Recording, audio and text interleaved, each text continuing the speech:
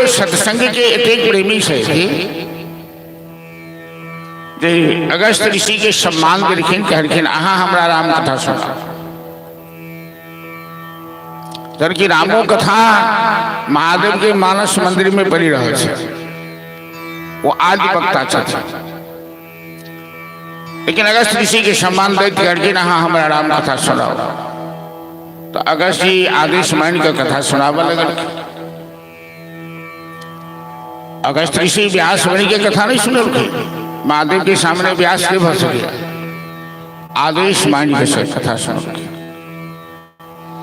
लेकिन सती के मन में अहंकार हो गए।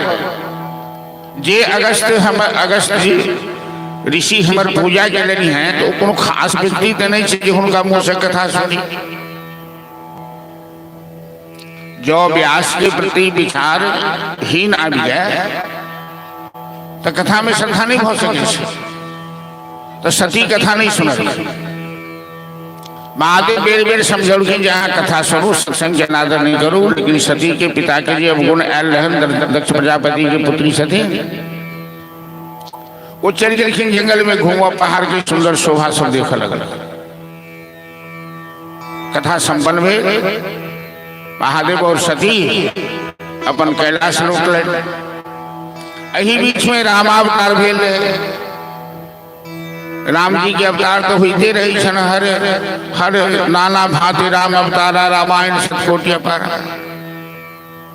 तो 27वां अवतार राम के रहे उस समय में। अब पंचवटी से सीता के हरण हो गए तो राम जी सीता के वियोग में कनैत रहती जंगल में। हासी तेरी भिक्षा घनता वायुना विद्यमाना रामो हम व्याकुल। राम व्याकुल भगर सीता के खोज में हरिण के गर्दन पकड़ कर लड़के जाए, पेड़ के आलिंगन करे। तो महादेव जी देखलखिन राम जी के एना साधारण पुरुष जका कनैत खींचे। तो महादेव तो जनै छथिन कि राम सच्चिदानंद रूप छे, सच्चित आनंद स्वरूप, पूर्ण ब्रह्म छे, अखंड अविनाशी छे। तो महादेव राम के प्रणाम के लिखिन मने मने हंसी लगे। तो सती जे पछा पछा रहती बुझ के लिखिन महादेव के रोमांच भेल शरीर में। तो हंसी और खुशी छिपायल नहीं जाए छे। अहाँ दुखी छी एहि बात के अहाँ छिपा नहीं सके छी। अहाँ के देखते मात्र अनुभवी आदमी बुझ जाए अहाँ दुखी छी। अहाँ बड़ खुशी से छिपा नहीं सके। तो सती कल के महादेव के बोले ना अहाँ अचानक इतनी खुशी किया भेली है, अहाँ केकरा प्रणाम करिए। महादेव के मन में शंका भेल, स्त्रीगण के स्वभाव बड़ा शंकालु हो जाए, इनका बतेना ठीक नहीं है। नहीं हम केकरो प्रणाम नहीं किए। जिद करके नहीं यहाँ तो प्रणाम के लिए। कल के लोग हमारे इष्ट देव राम ये साधारण मनुष्य के तरह कहीं के नाटक कर रहे थे, हमारा हंसी लगे उनके प्रणाम के लिए। उतने सती के मोह हो गए। जो ही भगवान छे, जो ही ब्रह्म छे, जो सच्चिदानंद स्वरूप छे, हिनका मोह माया करना खींचना किया।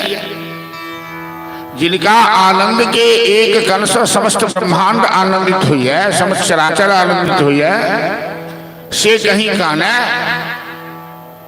से जो निराकार से साकार बन कर लीला करबे तो संसार के शिक्षा देवल कनबो करे वो करे। ऊपर से जना नाटक पर कोनो मंच रंगमंच पर कोनो अभिनेता कोनो अभिनेत्री करे करे नहीं छे, वो तो नाटक छे।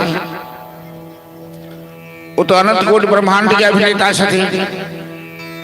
लेकिन ये बात बुझो में क्या आया तो जब तक राम कथा नहीं सुनबे, जब तक सत्संग नहीं करबे तो बात बुझो में नहीं आया। शंका हो जाती मन में। अब भगवान के प्रति शंका है लाख महादेव समझे कि सती नहीं माना। अंत में सीता के भेष धारण कर राम के परीक्षा ले बचर गए। राम अपन माया दिखा गए, सती के मोह भंग भेल। लेकिन महादेव सती के त्याग देलखिन आजीवन। जे अहाँ सीता तो हमर माता स्वरूप छे, जय शरीर से अहाँ सीता बन गए वहाँ हमारे माया भ गए, अब हमारा अहाँ पत्नी नहीं रह। अब वामा तरफ अहाँ के आसन नहीं है, तो अहाँ के आसन हमारे सामने है। पत्नी के आसन बामा तरफ हो से नहीं है तो सती के तेज तकलीफ मिलन अपन पति के वियोग से कि अपना पिता के घर यज्ञशाला में जाकर ये कथा फिर हम बाद में सुनाए। आगे शरीर से अग्नि प्रकट करके शरीर त्याग शरीर के जलावा के अर्थात सत्संग के अगस्त ऋषि के आश्रम में सती अनादर करके तो उनका जीवन में इतने पैघ विस्फोट भेलन कि शरीर जलावा पड़ गए जो सत्संग के अनादर कर जीवन में कष्टेटा है आनंद नहीं हो सके। वह सती पर्वतराज हिमालय के घर पार्वती के रूप में प्रथम शैलपुत्री जो द्वितीय ब्रह्मचारिणी के रूप में जो जन्म लिए पूर्ण महादेव से विवाह भेल और सासुर आई का महादेव की आज्ञा करखिन श्मशान भूमि में कि जय कारण यहाँ हमरा अगला जन्म में त्याग देने छनू है हमरा अब राम जी के प्रति प्रेम है हम राम कथा सुनो चाहिए। 14टा प्रश्न पार्वती श्मशान में करखिन महादेव से राम कथा सुनावत कि विश्वनाथ ममनाथ त्रिभुवन महिमा तुम्हारी त्रिभुवन महिमा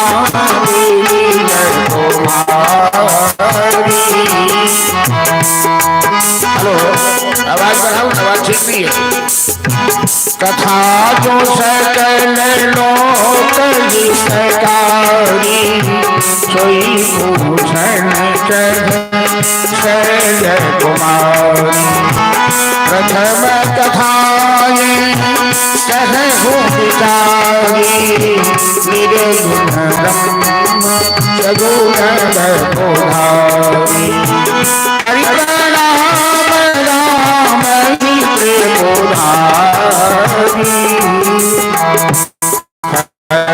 सुधार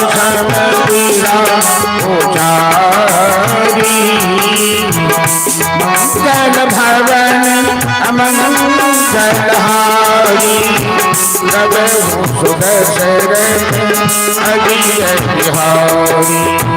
धन्य धन्य गिरिराज कुमारी तुम समान नहीं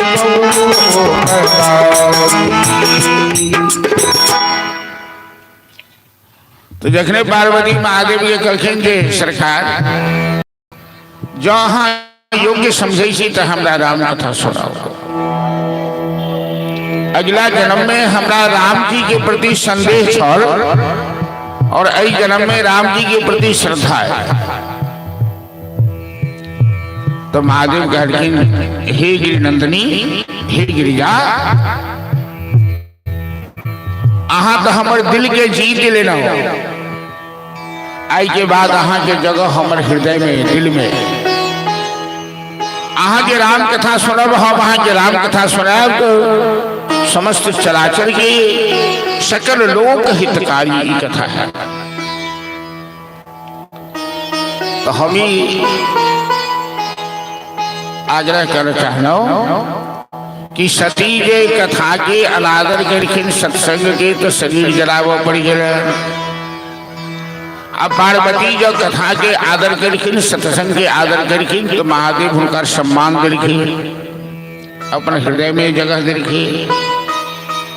तैं हमरा लोगन के कोनो भी कथा के सत्संग के बहुत हल्का नहीं लेवक चाहिए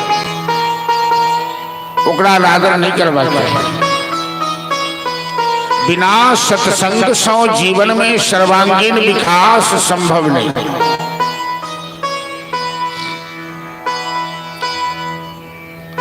इस संसार के सबसे प्रथम काव्य राम कथा के माध्यम से लिखा वाला वाल्मीकि भेला आदि कवि होता कहा जाए। लेकिन वाल्मीकि के पूर्व चरित्र चलन की और रत्नाकर नाम के डाकू चला है चंबल घाटी।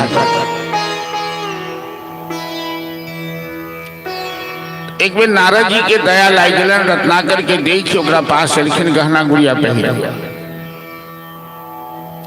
रत्नाकर उनका रास्ता रोक के कहलखिन, खबरदार जो कदम आगे बढ़ाया तो तुम्हारे शरीर पर जो है रख दो मेरे सामने। तो नारद जी ने कहा कि रत्नाकर तुम ये पाप क्यों करते हो? लोगों की जान लेते हो, लोगों को रुलाते हो, लोगों से छीनते हो। तो रत्नाकर ने कहा इसी कमाई से मैं अपने परिवार का भरण पोषण करता हूँ, बाल बच्चे का भरण पोषण करता हूँ। नारद जी कहते हैं रत्नाकर तेरी कमाई तो परिवार के सभी सदस्य मिलके खाते हैं, लेकिन पाप का दंड तुम्हें अकेले भोगना पड़ेगा। तेरे इस पाप में कोई शेयर नहीं करेगा। रत्नाकर ने कहा ऐसा नहीं होगा, जिस तरह मेरे परिवार के सदस्य सब कमाई खाते हैं उस तरह हमारे पाप में भी शेयर करेंगे। नारद जी कहते तुम्हें विश्वास नहीं होता तो अपने परिवार वालों से जाकर पूछो। तो रत्नाकर नारद जी के गाछ लगा कर बांध दिल का और गेल घर अपन भाई पत्नी बेटी जे के सदस्य रही परिवार में सबके बैठा कर रत्नाकर पूछल कि मैं तो डकैती करके कमा के लाता हूं, तुम लोग खाते हो, हमें इसमें पाप भी लगता है,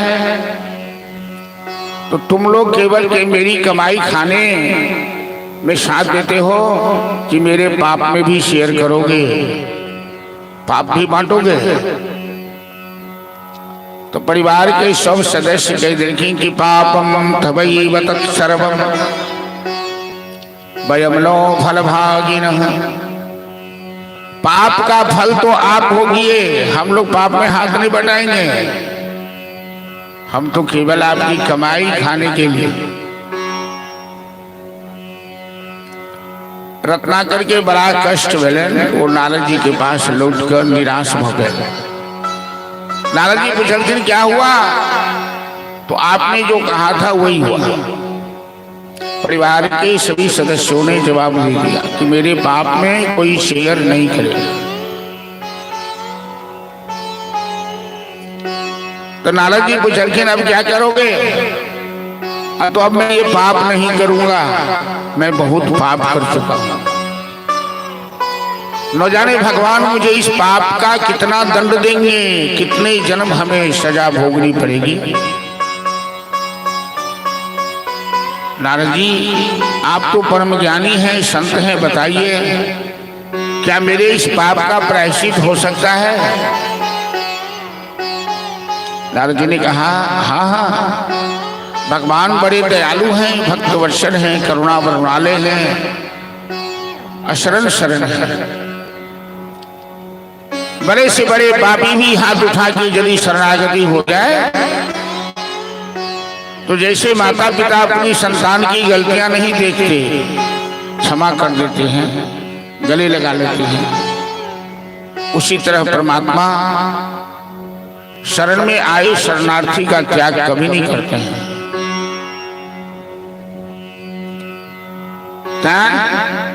हमो अहाँ सब जो बुरा कर्म करे छे इस समय सोचियो कनी। लोग पाप के करे से जीवन में केवल अपना ले नहीं, परिवार ले, बाल बच्चा ले, सब ले करे। जो हम वहाँ पाप करे छी तो हमारे यहाँ के उपार्जन कैल परिवार के सब भोग कर, लेकिन दंड अहाँ के असगरे भोग कर। और जखन दंड भोग पड़त, गरु पुराण के कथा सुनने है भाई लोग मरे से तो गरु पुराण सुनाल जाए छे। तो त्राता कोपी न विद्यते, एक श्लोक में लाइन है कि त्राता कोपी न विद्यते, तो क्यों रक्षा करो वाला नहीं हो, अकेले फल भोगो। आ दंड जखन जमराज के दूत जमराज दंड दे छथिन, त्राहिमाम करे छे, 21 नरक लोक में भेज जाय छे। धर्मराज धर्म सभा में निर्णय करे छथिन, चित्रगुप्त सबका हिसाब बताबे छथिन, वही आदमी कोई कर्म के फल भोग के लिए नरक में भेजे जाए, कुंभी पाक, रौरव नरक, अंधतामीश, तामीश इत्यादि इत्यादि।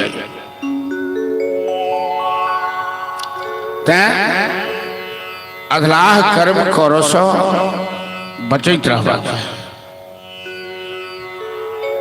जीवन में ये प्रयास अवश्य रहे कि नीक काज करिए जहां तक संभव हो, और यदि यहाँ बहुत नीक काज नहीं हो सके तो कम से कम बुरा कर्म नहीं करिए। मनसा वाचा कर्म, मनुष्य ककरो बुरा नहीं सोची, कर्म से ककरो बुरा नहीं करी, अब वचन से ककरो बुरा नहीं करी। चलो एक भजन के बाद हम सब चलो कथा में कि भला किसी का करना सपोतो, बुरा किसी का मत करना। यदि हम दोसर लेल फूल नहीं बन सके तो कम से कम कांटा नहीं बनी। दोसर के पानी नहीं पिया सके तो हाथ से पानी नहीं छीनी। दोसर के घर नहीं बना सके तो घर में आग नहीं लगावी। यह मनुष्य के लक्षण है कि बुरा यदि भला नहीं करी तो कम से कम इतने तो अपना अधीन है कि हम बुरा नहीं करी, अधर्म नहीं करी, असत्य नहीं बाजी। एक के बाद हम सब चला प्रेमी भागवत सत्संग में कहते तो केवल कथा सुनला से नहीं हो, सत्संग के मर्म, सत्संग के महिमा समझो। सत्संग के बाद हृदय में विचार भी न और दिमाग में जो चिंतन करवे तो अपने मन सब सुधार धीरे धीरे हो जाए।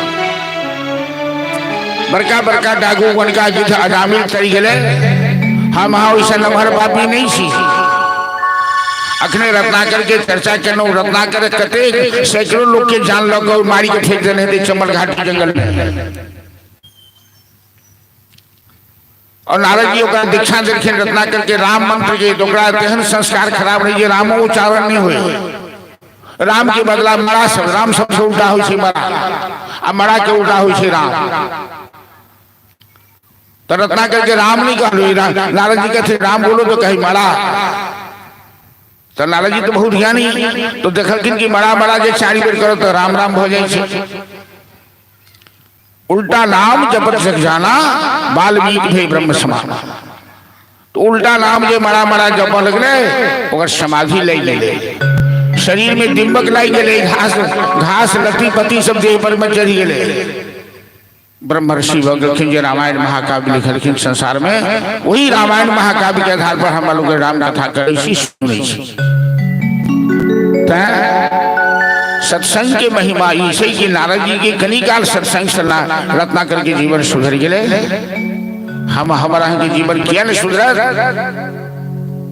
जना डॉक्टर इलाज करे या दवाई लिख दिलक, दवाई यानी के कोठी के कन्हा पर रख देवे तो दवाई से के लाभ नहीं है। दवाई समय पर खा पड़ो, संयम करो पड़ो। तहिना सत्संग के बात सुनकर एकांत से सुनकर एकांत से निकाल देवे, वैसे सत्संग के लाभ नहीं है। सत्संग में कि सीखूं कुछ जीवन में परिवर्तन लाओ व्यवहार में, और एक प्रयास है कि करो हम भला करी तो बहुत बढ़िया, नहीं तो कम से कम बुरा नहीं करी। भजन के बाद हम सब चलो बोले काली मैया की जय। भला किसी का कर न सको तो बुरा किसी का मत करना। पुष्प नहीं बन सकते हो तो कांटे बन कर मत रहना। पुष्प नहीं बन सकते हो तो कांटे बन कर मत रहना। भला किसी का कर न सको बुरा किसी का मत करना। भला किसी का कर न सको बुरा किसी का मत करना। पुष्प नहीं बन सकते हो तो कांटे बन कर मत रहना। पुष्प नहीं बन सकते हो तो कांटे बन कर मत रहना।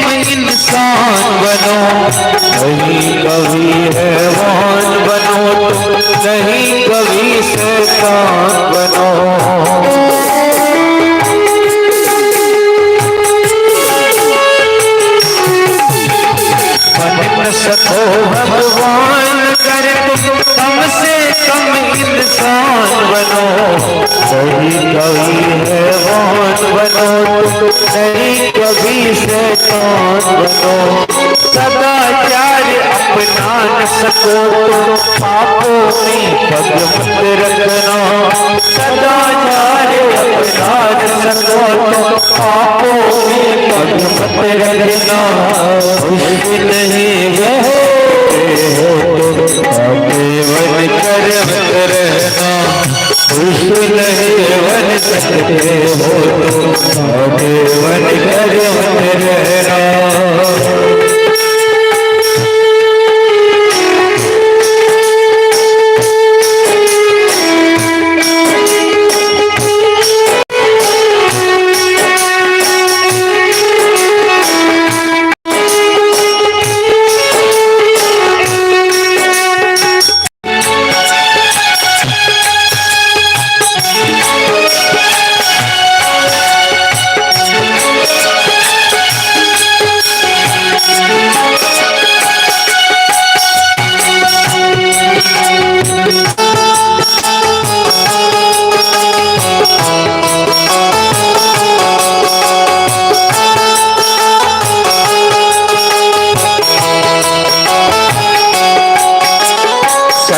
वचन ना बोल सको तो झूठ कभी भी मत बोलो।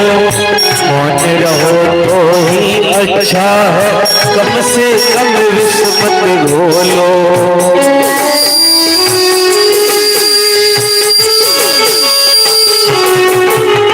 सत्य वचन ना बोल सको तो झूठ कभी भी मत बोलो। मौन रहो तो ही अच्छा है, कम से कम विष मत बोलो। बोलो यदि पहले तुम तोलो, फिर मुंह को खोला करना। बोलो यदि पहले तुम तोलो, फिर मुंह को खोला करना।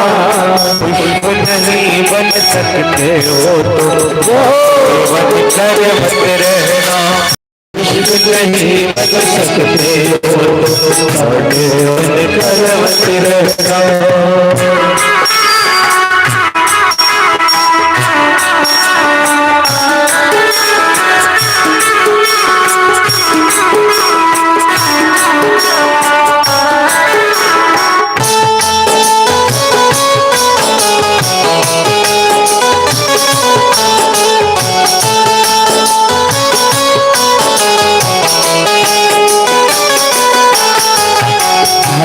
किसी का बसा सको तो झोपड़ियां न जला देना। मरहम पट्टी कर न सको तो घाव नमक न लगा देना।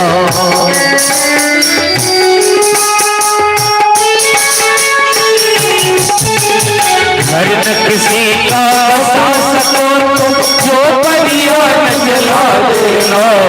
मरहम पट्टी कर न सको घाव नमक न लगा देना।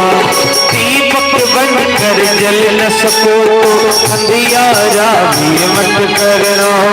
दीपक बन कर जल न सको तो अंधियारा भी मत करना। नहीं बन सके बन कर मत रहना।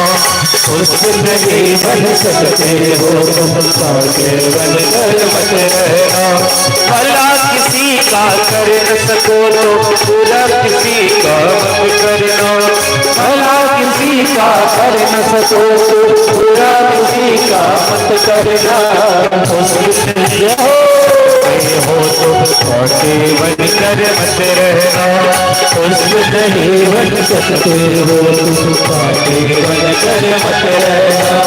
उसको नहीं बन सकते हो तो बन कर मत रहना। बोला जा सकती भवानी की जय। बाजा समय इफेक्ट नहीं सुखल है साफ हवा सबके कैन बढ़िया सेटिंग रहा वही हिसाब से देखियो।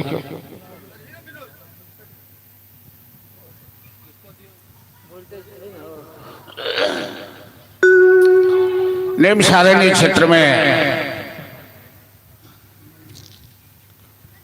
88,000 ऋषि के सूची महाराज कथा सुना रहे थे। श्रीमद देवी भागवत महापुराण की कथा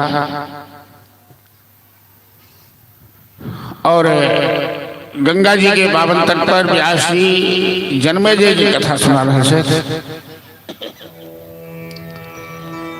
हमारा लोग काली मंदिर केतुआ गांव के पावन धरातल पर बैसल छी।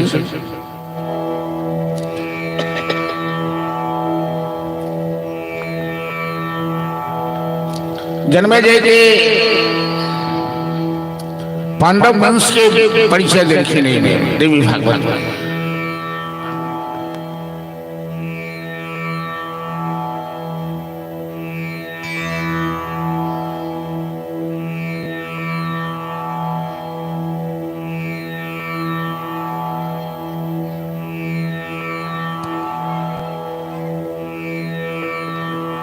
Hello hello hello hello hello hello hello hello hello hello hello hello hello hello hello ठीक है।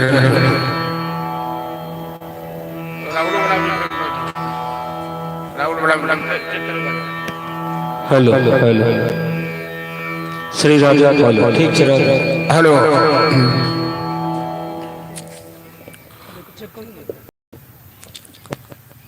तो 88,000 ऋषि सूर्य सप्तऋषि की सत्यवती की कथा सुन रही। सत्यवती जी व्यास के माता भेल।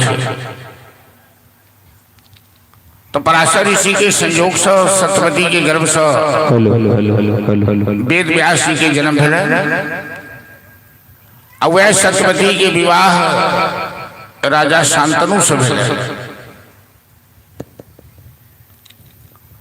भरत वंश में शांतनु नाम के राजा बड़ा प्रतापशाली थे। तो राजा पांडव वंश के परिचय दे सूर्य महाराज कहते थे कि शांतनु के प्रथम विवाह गंगा जी से। एक में ब्रह्म सभा में ब्रह्मा जी गंगा जी के दंड देते और राजा महाभिषक से हो दंड देते। तो राजा महाभिषक शांतनु के रूप में जन्म ले रहा और गंगा जी एक साधारण मनुष्य के रूप में।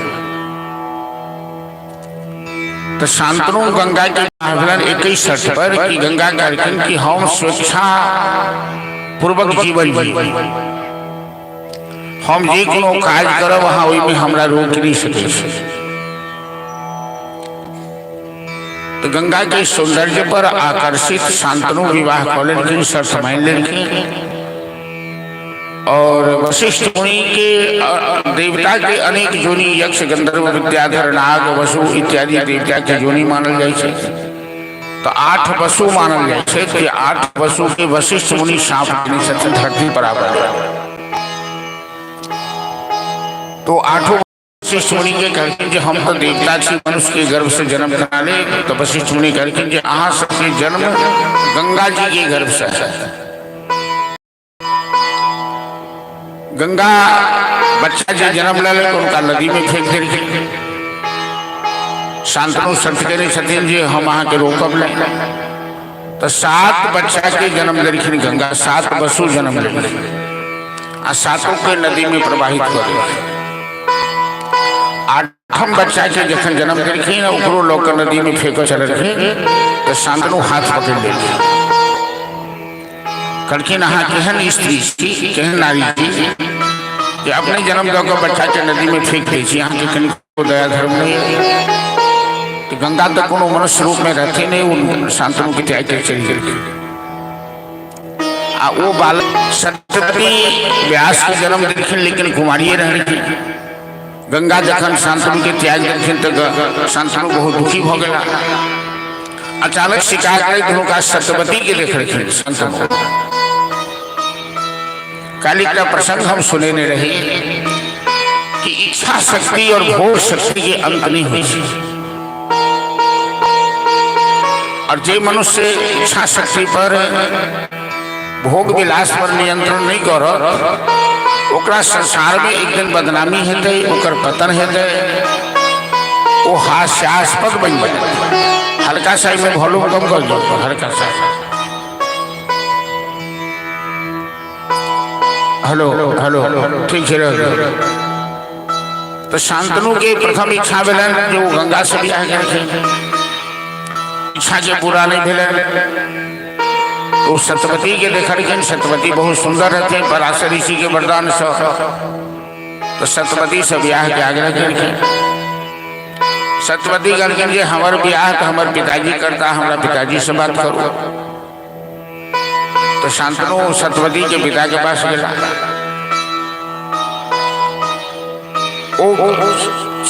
सत्यवती के पिता शांतनु के कहलखिन कि हम अहाँ से अपन बेटी के ब्याह नहीं करो। कहलखिन किया, हम तो हस्तिनापुर के सम्राट थी, अहाँ मलाह जाइत के तो अहाँ के सौभाग्य कि हम अहाँ के बेटी से ब्याह कर। कहलखिन नहीं नहीं, हमार बेटी परम सुंदरी है और अहाँ के जो प्रथम पुत्र छे देवव्रत वो बड़ा संस्कारी छे। तो राजा तो वह बनता, हमारी इच्छा है कि हमारा नायक राजा हुआ। तो शांतनु ओठन से उदास होकर घर चलिए जाए और बड़ा दुखी रहना। केना नहीं केना ये बात देवव्रत के पता लगे। तो देवव्रत अपना पिता के दुखी देखी सत्यवती कहलखिन अहाँ अपन पुत्री से हम वो मलाह कहलखिन अहाँ किया नहीं ब्याह करी से हमरा बेटी से? अहाँ तो जवान छी, अपना पिता के लिए ब्याह की बात करें, अपन ब्याह की बात करो। देवव्रत कहलखिन नहीं, हमारे पिताजी बहुत दुखी से आ सम्राट से तो अहाँ के ब्याह करे में हर्जा। तो मलाह कहलखिन नहीं, हमार नाती राजा बनत, लेकिन अहाँ के संस्कार के सामने हमार नाती तो संस्कारी नहीं है। तो हम जनी सी बात क्या तो देवव्रत गंगा पुत्र सथीन और देवलोक में हुनकर पालन भेल छन, तो हुनकर संस्कार तो अलौकिक संस्कार है। तो देवव्रत कहलखिन जे हम प्रतिज्ञा करै छी जे हम राजा नहीं बनब, अहीं के नायत राजा बनब। तैयो मना करके नहीं, अहाँ भले ही राजा नहीं बनो, प्रतिज्ञा के पालन करो, लेकिन अहाँ के पुत्र अहीं के बलवान है। तो अहाँ भले ही राज छोड़ दो, लेकिन अहाँ के पुत्र हमरा नायकी से राज छीन लेंगे। इतने दूर तक वो मलाह सोचल गए। तो देवव्रत ओहिठाम प्रतिज्ञा कर ले कि हम आजीवन विवाह नहीं करब, संतान उत्पन्न नहीं करब, हम अखंड ब्रह्मचर्य के पालन करब। वही टाइम नाम पर भीष्म, जे भीष्म प्रतिज्ञा के देवता से फूल के वर्षा कर और राजा शांतनु जहन सुनलखिन तो बहुत दुखी हो गए। पहले राजा शांतनु देवव्रत के बहुत मनावे के प्रयास किया। राजा शांतनु कहलखिन पुत्र तुम मेरे कारण इस वंश को नष्ट मत करो कि हमें भविष्य दिखाई दे रहा है। तुम संतान उत्पन्न नहीं करोगे और मैं इस मलाही से ब्याह करूंगा, बाद में इस वंश में ब्रह्मशंकर पैदा हो जाएगा और वंश नाश हो जाएगा। तो मेरी बात मानकर तुम विवाह कर लो। भीष्म कहलखिन नहीं पिताजी, मैं क्षत्रिय हूं और मैं प्रतिज्ञा कर लिया हूं कि मैं विवाह नहीं करूंगा। इच्छा शक्ति के भोग के तरफ जाएगी कते बड़ा अनर्थ हो जाए। ओकरे परिणाम है कि पांडव वंश हस्तिनापुर में महाभारत हो गए। कहते शांतनु के ब्याह सत्यवती से भेलन और दूटा पुत्र पैदा भेल, चित्रबीज और विचित्रबीज। अब ये दोनों के ब्याह नहीं हुए, क्या तो जायद से ऊपर मैं मलाही से द्वारे। अंत में भीष्म पितामह काशी नरेश के 3 कन्या की जबरदस्ती लड़ाई में जीत गए। अंबिका अंबालिका अम्बा तो अम्बा कहलखिन कि हम तो राजा सली से प्रेम करे छोड़ देलखिन। अंबिका अंबालिका के विवाह चित्रबीज मारल गेल शिकार में विचित्र बीज से विवाह गया, लेकिन विचित्रो बीज मारल गेल को संतान नहीं भेले।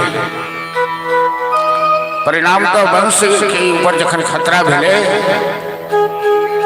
तो माता सत्यवती भीष्म पितामह की कहलखिन कि बेटा वंश खतरा में है, तुम विवाह करके संतान उत्पन्न करो और वंश की रक्षा करो। तो देवव्रत कहलखिन माँ मैं प्रतिज्ञा कर चुका हूं, मैं विवाह नहीं करूंगा, लेकिन मैं एक रास्ता बताता हूं। शास्त्रों में ऐसा लिखा है कि वंश की रक्षा के लिए किसी कुलीन ब्राह्मण के द्वारा संतान उत्पन्न कराया जा सकता है। तो सत्यवती अपन पुत्र के स्मरण करके जो कुमारी में जन्म लेने छथिन व्यास जी, क्या तो व्यास जी बद्रिकाश्रम जाए से पहले अपना माता के कहने छथिन कि माँ मैं तो तपस्या करने जा रहा हूँ, लेकिन कभी भी तुम्हें हमारी सहायता की जरूरत हो तो हमें याद करना, मैं आ जाऊंगा। तो सत्यवती अपना पुत्र के स्मरण करके और व्यास जी आ गए सामने। सत्यवती करके पुत्र मैं तुम्हें आदेश देती हूँ कि मेरी बहुओं के साथ संयोग करके तुम संतान उत्पन्न करो ताकि इस वंश की रक्षा हो। तो व्यास जी करके माँ तुम्हारी बहू को मेरे सामने नंगा आना होगा, क्योंकि मैं उसके साथ शारीरिक संपर्क नहीं कर सकता हूं। तो मैं अपने तपोबल से दृष्टि संभोग करूंगा और दृष्टि संभोग के द्वारा संतान उत्पन्न करूंगा।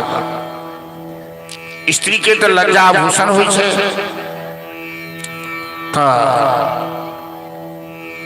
अम्बा एलखिन बहिने तो अम्बा के आँख मुड़ा गए, जखने व्यास की दृष्टिपात करके वो नंगा रहती, आँख बंद हो गए।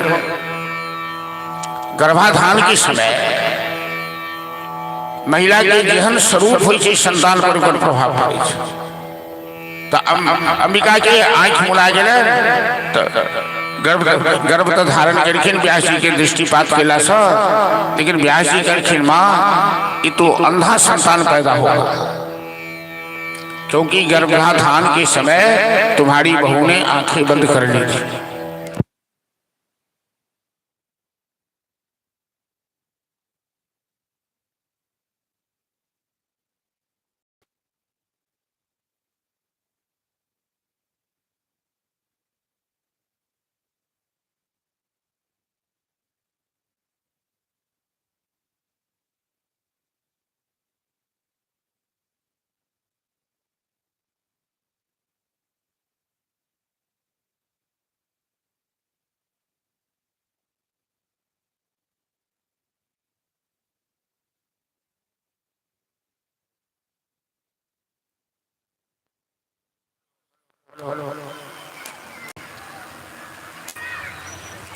हेलो हेलो हेलो,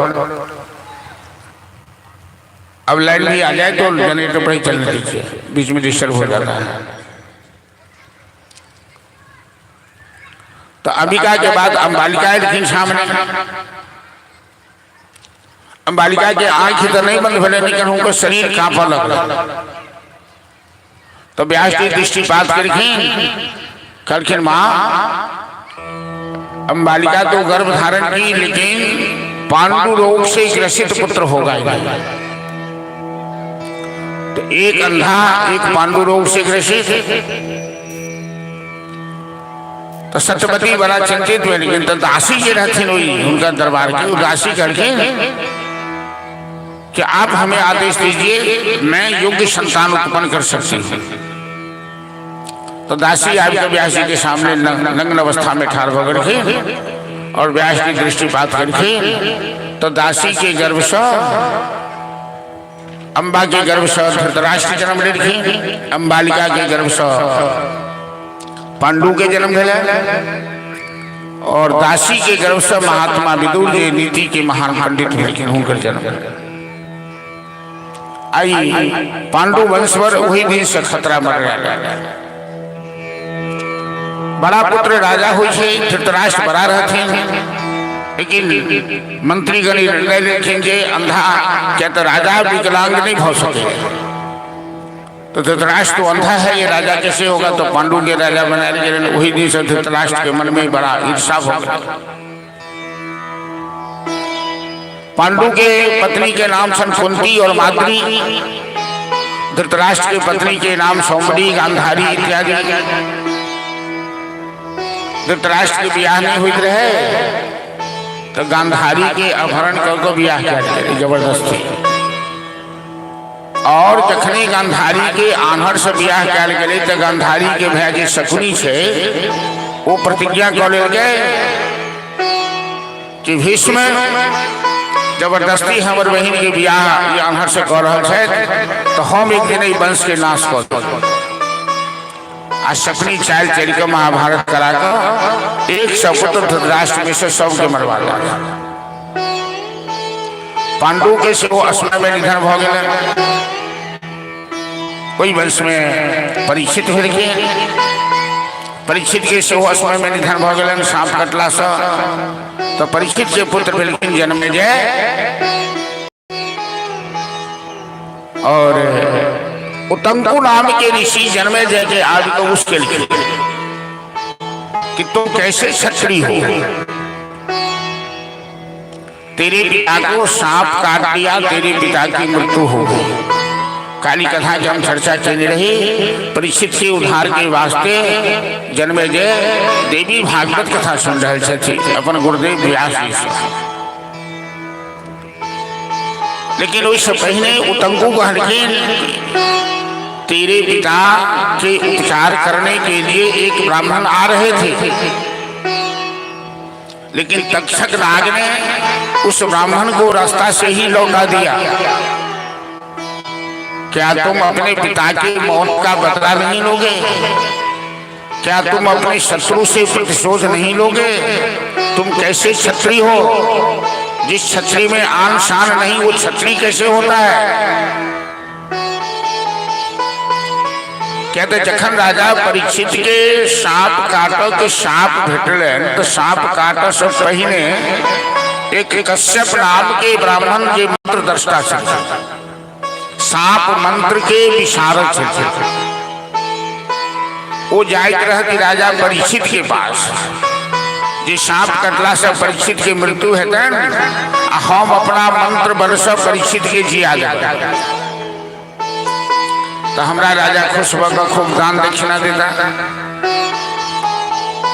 तो कश्यप नाम के ब्राह्मण जी जाइत रहते थे, एक आदमी और जाइत रहे, रास्ता में भेंट मिले तो वो आदमी पूछल कर कि ये ब्राह्मण देवता आप इतनी जल्दबाजी में कहाँ जा रहे हैं? वो कहलखिन कि मैं राजा परीक्षित को पास जा रहा हूँ, तक्षक के काटने से परीक्षित की मृत्यु होगी, मैं उन्हें जिंदा कर दूंगा।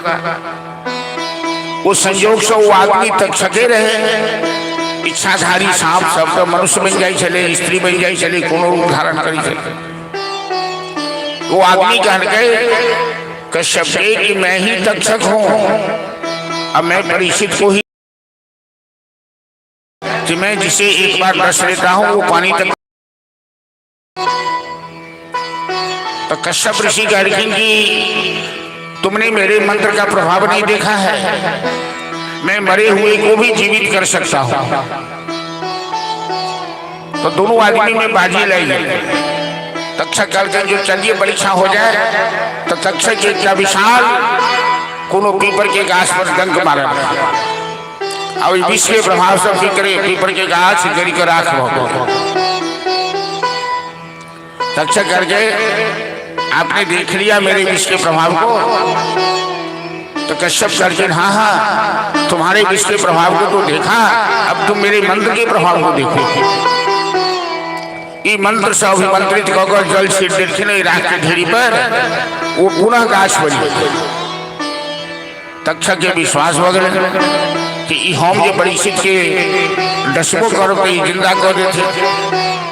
कोई ब्राह्मण देवता के मना को अनेक प्रकार के हीरा जवाहरात चांदी सोना शब्दों को, लेकिन आप मत जाइए वहां, जो राजा आपको देंगे मैं ही दे रहा हूं, आप यहां से लौट जाइए।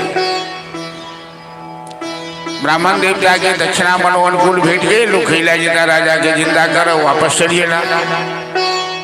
परीक्षित के तक्षक समय पर दशरथ रखे, परीक्षित की मृत्यु हो गया। तो उतंकु नाम के महात्मा का ऋषि जन्मेजय कि तक्षक ने तेरे पिता को मार डाला, क्या तुम नागवंश से बदला नहीं लोगे? तुम सर्पनाशक यज्ञ करो और सर्पों को नष्ट करो। आवेश में आदि जन्मेजय उतंकु के आचार्य बनाकर सर्पनाशक यज्ञ शुरू कर दो। तो मंत्र में तो बड़ा शक्ति हुई है, तपोबल रथी प्रपंच विधाता, तपोबल विष्णु सकल जगताता, मंत्र से कोनो असंभव नहीं हो सके छे।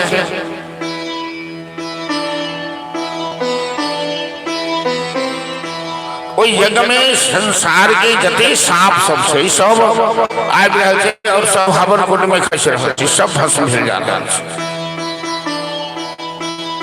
हाहाकार मच गेलै, क्या तो भगवान के द्वारा बनायल गेल संसार में कोनो चीज बेकार नहीं छै। जो धरती से सांप समाप्त हो जाए तो न जाने धरती में कते बीमारी फैले। सांप के सांस से पर्यावरण शुद्ध हो, तो हर जीव के भगवान निर्माण के लिए सच्ची सोच। तो जन्मेजय सांपे के नाश कर लगे, संयोग था तक्षक डेरा का इंद्र के पास जाकर रुका रहा, इंद्र के सिंहासन में लिपट गए। तो जन्मेजय आचार्य से पूछलखिन कि आचार्य महोदय, जिस सर्प को मारने के लिए मैं यज्ञ कर रहा हूं तक्षक तो आ ही नहीं रहा है। तो आचार्य के ध्यान लगाकर देखे करके कि तक्षक तो इंद्र के सिंहासन से लिपटा हुआ है, इंद्र उसे अपनी शरण में रखा है। एक आवेश में जन्मेजय रहते हैं करकिन कि इंद्र तक्षक के साथ इंद्र को भी जला दीजिए इसी हवन कुंड में। जखने आचार्य मंत्र भर कि तक्षकाय सहित इंद्राय स्वाहा, तक्षकाय सहित इंद्राय स्वाहा। तो इंद्र और तक्षक दोनों मंत्र के बल से जागा जगमंडप के सामने आ गया। तब तक में भगवती मनसा भगवती के नाम वहां सब सुन रहे वे। मनसा भगवती के मंदिर सन दक्षिण भारत, कश्यप ऋषि के पुत्री सथीन मनसा भगवती, और महाकाली नाग वंश के रक्षा के लिए मनसा भगवती बनकर जन्म लेने से। और मनसा भगवती के पुत्र सथीन आस्तिक मुनि जे नाग वंश के रक्षक है। तो संयोग से आस्तिक मुनि वही समय में यज्ञशाला में प्रवेश करके वो अपना तपोबल से इंद्र के और तक्षक के उपड़े में रुके। राजा परीक्षित जी बहुत डटर थे, महाराज तू पांडु वंश की संतान हो, तेरा संस्कार इतना मलिन कैसे हो गया? एक तक्षक ने अपराध किया, अब तुमने लाखों सर्पों को जलाकर भस्म कर दिया। आवेश में मनुष्य हमेशा अनर्थ करता है, तुम ये यज्ञ बंद करो। जन्मेजय आस्तिक मुनि के बड़ा सम्मान करी उनकर बात मानी को तक्षक और इंद्र क्षमा मांग और नाग वंश की रक्षा में भगवती मनसा की कृपा से। और पांडु वंश के परिचय संक्षिप्त में सूत महाराज 88,000 ऋषि की सुनौले और व्यास जी जन्मेजय की सुना रहे थे। आप जन्मेजय पूछलखिन व्यास जी से, गुरुदेव इस धरती पर नवरात्रा कब से हो रही है? और प्रथम नवरात्रा का प्रचार, जगदम्बा पूजन का प्रचार मूर्ति बनाकर किसने किया? कहां से प्रारंभ, इसका इतिहास कहां से है? तो सूत जी महाराज व्यास जी जन्मे जैसो अवय कथा सूजी 88,000 ऋषि सो कि सूर्यवंशी राजा ध्रुव संधि के द्वारा के वंश में सुदर्शन नाम के राजा बैठे जे नवरात्रा के प्रचार करके जे मूर्ति निर्माण शुरू करके वो कथा सुनो थे। चलो इस सभी ने हम सुमित्रा भगवती के भजन श्रवण करें।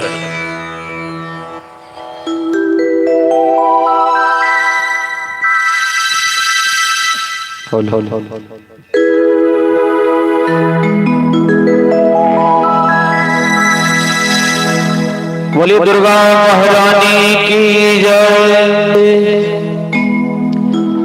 सेवा में सेवक ऐ शरण सेवा में सेवा में सेवक ऐ शरण सेवा में सेवा में सेवक ऐ शरण सेवा में माँ ऐ शरण माँ ऐ शरण माँ ऐ शरण माँ ऐ शरण सेवा में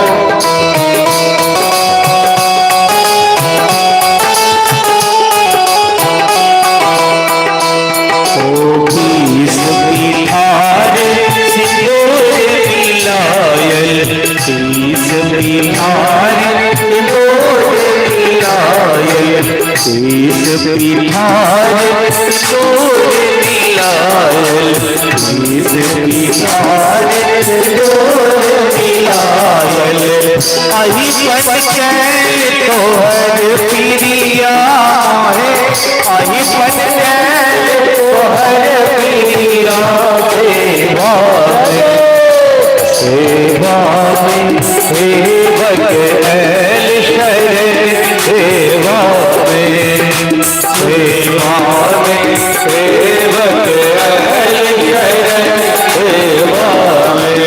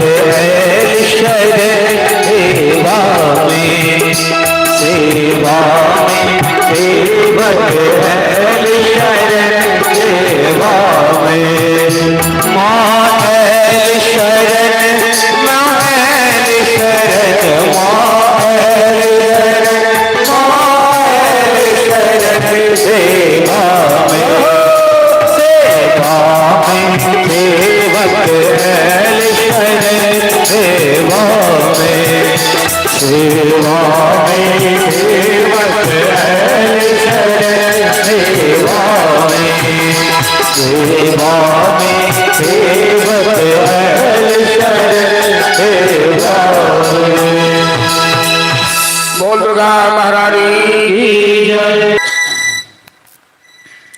जय। प्राचीन काल में सूर्यवंश में ध्रुव संधि नाम के राजा हुए। तो ध्रुव संधि की दो पत्नियां मनोरमा और लीलावती, और दोनों पत्नियां से एक एक पुत्र, मनोरमा का पुत्र और लीलावती का पुत्र सुबल था। राजा ध्रुव संधि का अचानक निधन हो गया। सुबल बड़ा था, सुदर्शन छोटा था, लेकिन सुदर्शन बड़ा ही संस्कारी था। तो संस्कार के आधार पर मंत्रियों ने निर्णय लेकर छोटे रहते हुए भी सुदर्शन को अयोध्या का राजा बनाया। लेकिन सुबल के नाना युद्धाजित और सुदर्शन के नाना वीर से दोनों आए और दोनों आपस में टकरा गए। सुबल के नाना युद्धाजित ने कहा मंत्रियों से कि जब मेरा नाती बड़ा था तो मेरे नाती को राजा बनाना चाहिए। मंत्रियों ने जवाब दिया कि योग्यता के बल पर हम लोगों ने निर्णय लिया है। अब लड़ाई छिड़ गई, तो लड़ाई में मनोरमा के पिता वीरसेन मारा गया और महारानी मनोरमा अपने पुत्र के ऊपर खतरा देखकर रातों रात सुदर्शन को लेकर को जेवर जेवरात लेकर वहां से भाग गई। घर द्वार सब छोड़ के भाग गई अपनी जान बचाने के लिए। जंगल में कुछ डकैतों ने उसे घेर कर सब कुछ छीन लिया और मनोरमा पुत्र सुदर्शन के लौका भरद्वाज मुनि के आश्रम में प्रयाग में आकर शरण लगे। भरद्वाज मुनि के चरण पर खस पड़े। भरद्वाज मुनि कहते की बेटी तुम यहाँ निर्भीक होकर। तो मनोरमा अपन पुत्र के सुदर्शन के संग भरद्वाज मुनि के आश्रम में रह लगी। लेकिन सुबल के नाना युद्धाजित सुदर्शन और मनोरमा की तलाश करीत करीत भरद्वाज मुनि के आश्रम में पहुंचे और वो भरद्वाज मुनि के धमकी देते क्या आप अपने आश्रम में छिपा कर रखे हैं, सुदर्शन और मनोरमा को अपने आश्रम से बाहर कीजिए, वरना मैं इस आश्रम को ध्वंस कर दूंगा। भरद्वाज मुनि कहते युद्धाजित के कि महाराज तुम ब्राह्मण के तपोबल से परिचित नहीं हो क्या? आज तक ब्राह्मण को किसी ने धमकी दी है और ब्राह्मण कभी किसी की धमकी बर्दाश्त किया है? यदि तुम मेरे आश्रम के साथ किसी तरह की छेड़खानी की तो तुम्हारा अनिष्ट हो जाएगा, तुम सावधान हो जाओ। तपोबल से घबरा कर युद्धाजित वापस आ गया और सुदर्शन भरद्वाज मुनि के आश्रम में उठन तो हजारों विद्यार्थी सब पढ़े थे, ब्रह्मचारी सब रहे थे, तो उठन शिक्षा प्राप्त करने लगला और भगवती के बीज मंत्र उनका याद आया। जो बीज मंत्र के हम कल चर्चा करने रहे, एम एंग ह्रीं ह्रीं चामुंडाई बीच এই मंत्र के निरंतर जाप करने लगला। सुदर्शन बड़ा से हो गया। अचानक जंगल में घुमाई सुदर्शन के काशी नरेश की कन्या शशिकला से मुलाकात आ गई। काशी नरेश की कन्या शशिकला परम सुंदरी राजकुमारी, दोनों एक दूसरे पर आकर्षित हो गए और निर्णय ले लें कि हम ब्याह। तो शशिकला अपना पिता काशी नरेश आगरा करके के पिताजी भरद्वाज मुनि के आश्रम में एक ब्रह्मचारी हैं, मैं उनसे विवाह करना चाहता हूं। चूंकि काशी नरेश ब्रह्मचारी ब्रह्मचारी कैसे वो घबरा कर तुरंत अपना पुत्री के विवाह के लिए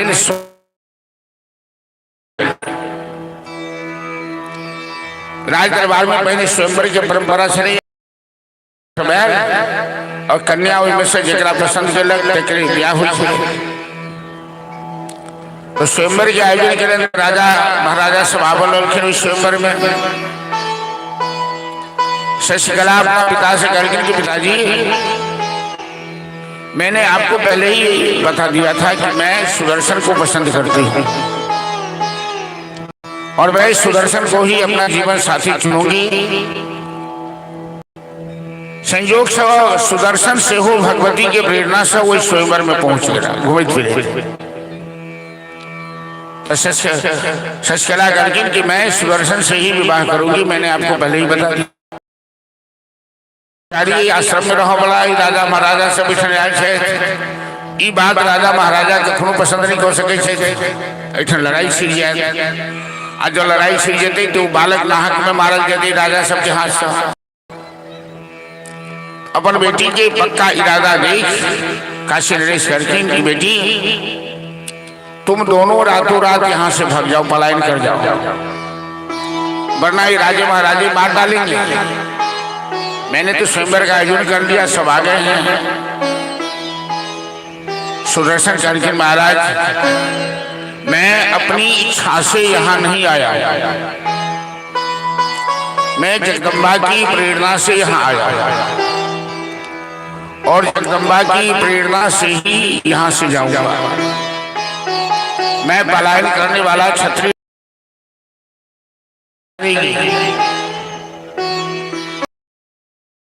काशी नरेश राजा महाराजा के सब बात की मेरी पुत्री सुदर्शन को पसंद करती है और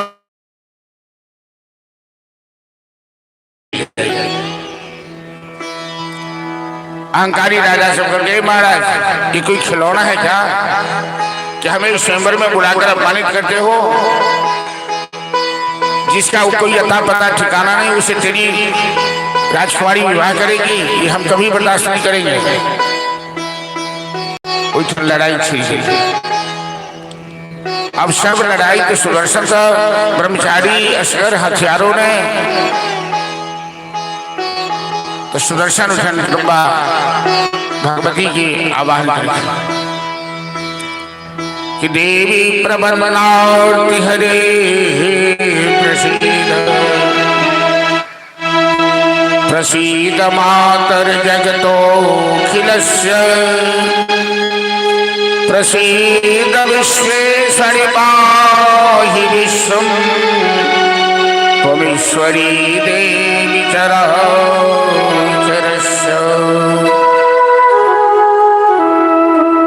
शरणागत दीनार्त परित्राण परायणे सर्वस्यार्ति हरे देवी नारायणी नमोस्तुते। सुदर्शन की प्रार्थना सुनी जगदम्बा सब राजा महाराजा के आनंद कर सबके ज्योति हरण कर। अब सब राजा महाराजा घबरा गए। इस ब्रह्मचारी के ऊपर तो जगदम्बा की कृपा है, इससे लड़ना इससे टकराना तो जगदम्बा का कोप भाजन हम लोग बनेंगे। सब राजा महाराजा सुदर्शन के करके कि हमें क्षमा कर दो, हमने तुम्हें पहचाना नहीं कि जगदम्बा का तुम ऐसा भक्त हो और जगदम्बा की तुम्हारे पर ऐसी कृपा है, लेकिन मेरे नेत्र वापस कर दो। तुम मैया से प्रार्थना करो, जगदम्बा से प्रार्थना करो। तो सुदर्शन महाराज पुनः जगदम्बा से प्रार्थना शुरू करें कि अचरा के असरा में है मैया, अचरा के असरा में ही जगदम्बा हम तो यहीं के बल पर चले हमारा कारण सैकड़ों राजा अनहर हो गए। अहाँ तो माता छी, अहाँ कृपा करो, हिनकर नेत्र हिनकर ज्योति वापस कर दियो। राजा के कोनो दोष नहीं है, ये सब अज्ञानी है। अचरा के असरा में एलियै है मैया, अचरा के असरा में एलियै, अचरा के असरा में एलियै मैया, अचरा के असरा में एलियै, अचरा के असरा में एलियै है मैया, अचरा के असरा में एलियै, अचरा के असरा में एलियै मैया, अचरा के असरा में एलियै, अचरा के असरा में एलियै है मैया, अचरा के असरा में एलियै, अचरा के असरा में एलियै है मैया, अचरा के असरा में एलियै, असरा में एलियै है मैया, अचरा के असरा में एलियै, अचरा के असरा में एलियै मैया, अचरा के असरा में एलियै।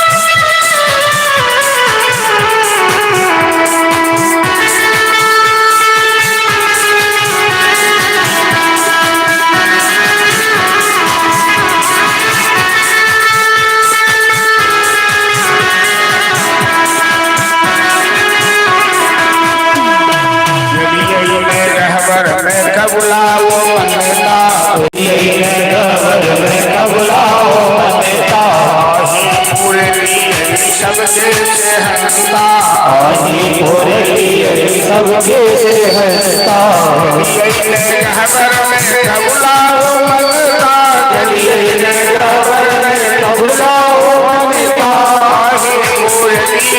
सबके से हंसता सबके हंसता असरा मैया हमारा निराश असरा हो मैया हमारा निराश मैया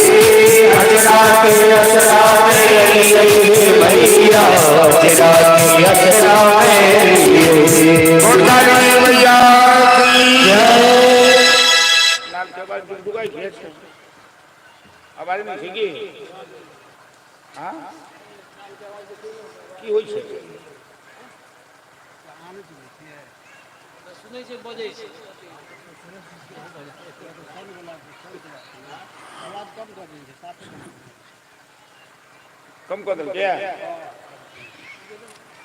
ऑपरेटर साहब नाल में आवाज बढ़ गई डुगडुगी नहीं बजा तो सुदर्शन की प्रार्थना पर जगदम्बा राजा महाराजा सबसे ज्योति वापस चले और सब सुदर्शन से क्षमा मांग को वापस चली गया। लेकिन सुबल के नाना युद्धाजीत सुदर्शन के पाछा पड़ रहा है आ वो सुदर्शन के मारे के प्रयास करे। जगदम्बा अपन शरण में आयल भक्त की रक्षा ही स्वयं प्रकट भगव हाथ में शस्त्र युद्धाजीत के संहार करे और सुदर्शन के सचकला के संग विवाह संपन्न हुए। सुदर्शन महाराज धर्मपत्नी सचकला के साथ भरद्वाज मुनि के प्रणाम आशीर्वाद प्राप्त करे अयोध्या वापस चले और वो जगह जगह पर भगवती के मंदिर निर्माण करो। अब वो नवरात्रा के अवसर पर माटी की मूर्ति बना भगवती दुर्गा की पूजा प्रारंभ की। तो प्रथम सूर्यवंशी राजा ध्रुवसंधि के पुत्र सुदर्शन महाराज नवरात्रा के प्रचार के लिए भगवती की मंदिर निर्माण, भगवती की मूर्ति निर्माण और भगवती के भक्ति के प्रचार के लिए जन्मेजय व्यास जी से कथा सुनने से जन्मेजय कृष्णदेव एक तो राधा सुदर्शन नवरात्र व्रत प्रारंभ करने वाले हुए हैं, दूसरे और कोई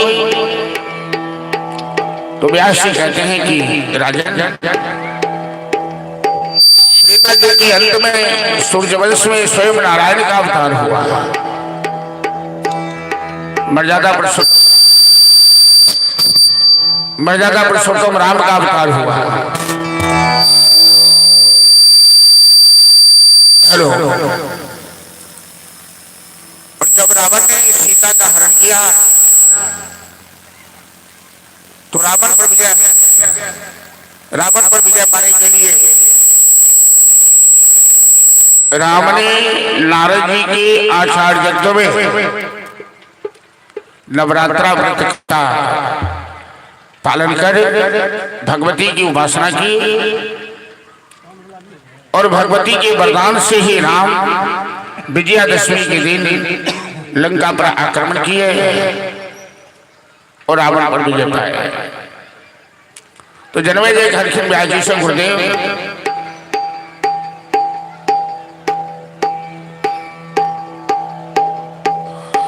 हमें मर्यादा पुरुषोत्तम श्री राम की कथा सुनाई है, क्योंकि ऐसा पता लगा है कि मर्यादा पुरुषोत्तम राम का चरित्र बड़ा ही महान है, जिसके सुनने से लोगों का चरित्र पवित्र हो जाता है, लोगों का विचार बदल जाता है, लोगों का संस्कार बदल जाता है। तो व्यास जी भगवान राम के अवतारक कथा सुना रहे और सूत जी 88,000 ऋषि के सोहुआ कथा सुना रहे। व्यास जी कहते राजन कि चरितम रघुनाथस्य शतकोटि प्रविस्तरम एकैकम अक्षरम पुंसाम महापातक नाशनम। वाजा की छुट्टियों में आवाज सेट हो गई तो हिना पर बहुत डिस्टर्ब कर रही है।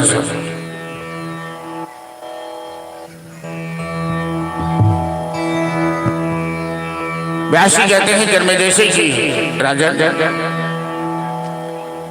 राम एक आदर्श मर्यादा के सर्वोच्च मानदंड का नाम है। राम का चरित्र बड़ा ही महान है, राम की मर्यादा ही महान है। और सबसे पहले राम के चरित्र को महर्षि वाल्मीकि ने लिखा और जो देवी भागवत में वर्णन आया है कि राम चारित्रेण गोयुक्तम पौरुषेण गोयुतम। इस संसार में इन तीनों लोक में नारद जी से वाल्मीकि ने पूछा था कि नारद जी हमें बताइए कि तीनों लोक में ऐसे कौन पुरुष हैं जिनका चरित्र सबसे महान है, जिनका आदर्श सबसे महान हो, जिनमें कोई अवगुण न हो और दुनिया के सारे गुण हो,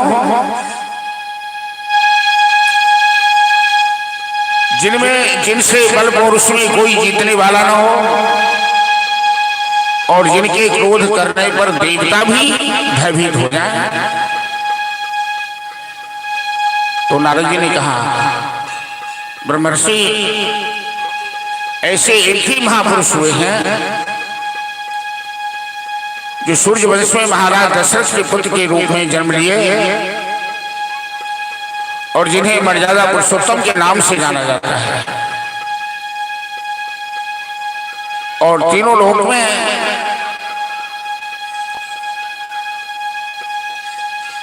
राम की बराबरी करने वाला कोई आज तक हुआ ही नहीं।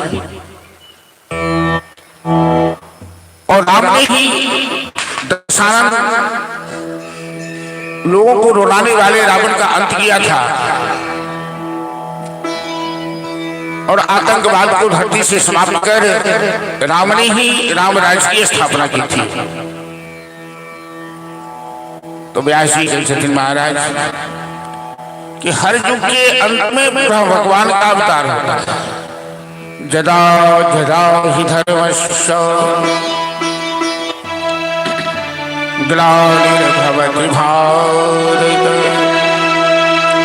अभ्युत्थानम् अधर्मस्य तदात्मानं सृजाम्यहम् परित्राणाय साधूनां विनाशाय च दुष्कृतां धर्म संस्थापनार्थाय संभवामि युगे।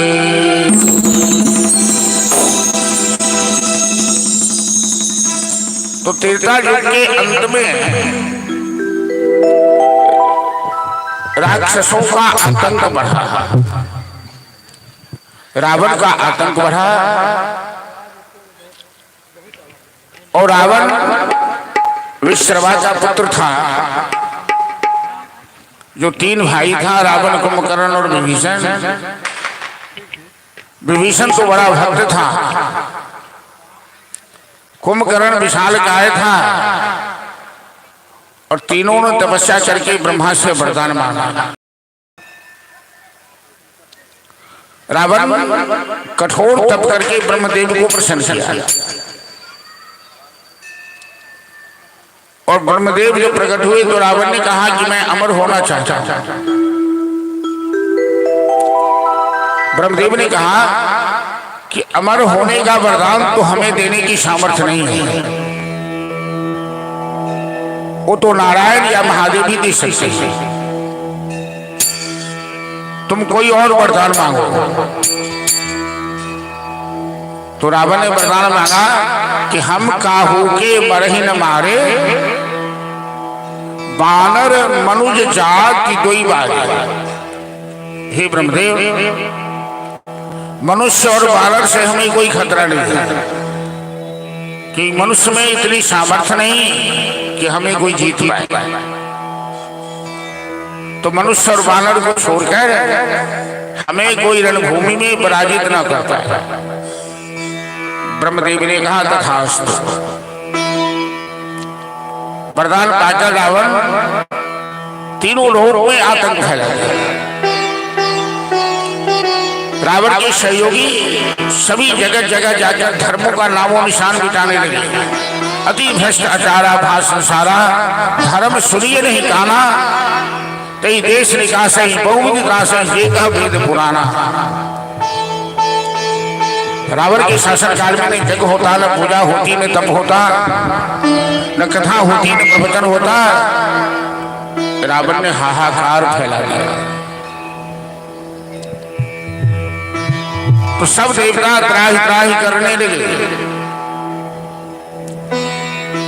और सब देवता लिखे नारायण के पास। नारायण सब देवता के लोगों के लिखिन महादेव के पास, बाबा गणेश्वरनाथ के पास। सब महादेव साझा कर रखिन की भोलेनाथ, रावण तो आपका बड़ा भक्त है, वो अपना मस्तक काट करके हवन कर दिया है आपको खुश करने के लिए। रावण है महादेव के भक्त की तांडव स्तोत्र बनाकर जटाटवी गलत गलत प्रवाह पावित स्थले गले लंब लंबिताम भुजंग तुंग मालिकाम डमट डमट डमट डमट निनाद डमट डमर वयम चकार चंद्र तांडवम तनो तुनः शिवः। ये रावणी की बनायल तांडव स्तोत्र। रावण तस्वीर तांडव स्तोत्र सब महादेव के प्रसंगों का पर मस्तक काट कर हवन कुंड में जला देने। तो सब देवता करके बोले ना, जब तक आप रावण पर प्रसन्न हैं, रावण को कोई मार नहीं सकता है, रावण किसी से पराजित नहीं हो सकता है। और ये रावण धरती से धर्म का नामो निशान मिटाना चाहता है। रावण तीनों लोक पर विजय प्राप्त कर लिया है। रावण तीनों लोक में आतंक फैलाए हुए है। इसका इलाज कैसे होगा? महादेव गर्जन की मैं तो रावण का अनिष्ट नहीं कर सकता, लेकिन रावण धर्म को मिटाना चाहता है तो धर्म को बचाना तो होगा। और मेरे बल के, मेरे वरदान के प्रभाव से रावण ऐसा कर रहा है, तो मैं इसके लिए दूसरा रास्ता निकालूंगा। रावण ने ब्रह्मा जी से वरदान दिया है कि वो मनुष्य और बानर के हाथ से नहीं मर सकता। मनुष्य बानर के हाथ से मरेगा तो मैं बंदर का रूप धारण करूंगा। महादेव निर्णय ले लिखिए कि मैं एकादशवां रुद्र मेरा जो अंश है वो हनुमान का रूप धारण करेगा। और ऐसा करने से हम राम जी की सेवा भी कर लेंगे और रावण को परेशान भी कर देंगे। रावण का अंत भी हो जाएगा।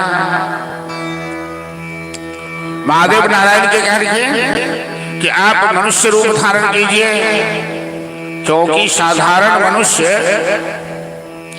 रावण को पराजित नहीं कर सकता है, तो आपको स्वयं मनुष्य बनना पड़ेगा। तो देवलोक में ये निर्णय भले कि रावण के अंत करो के लिए नारायण मनुष्य रूप में अवतार लेता, महादेव बालक बनता, हनुमान बनता, और जते देवता सब है इसके बानर बनत, के भालू बनत।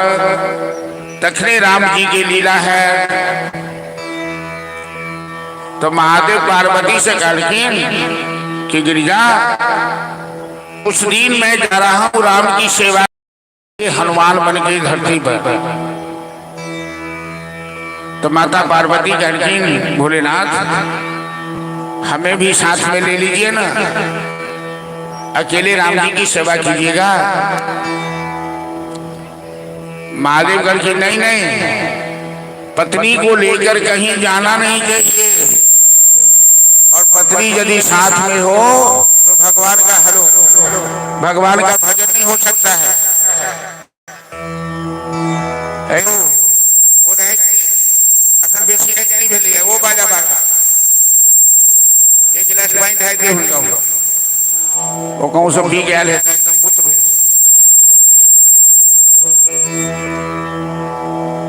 देखियो ना नारी तारी होकर ठीक छन के नहीं आवाजों में सुन।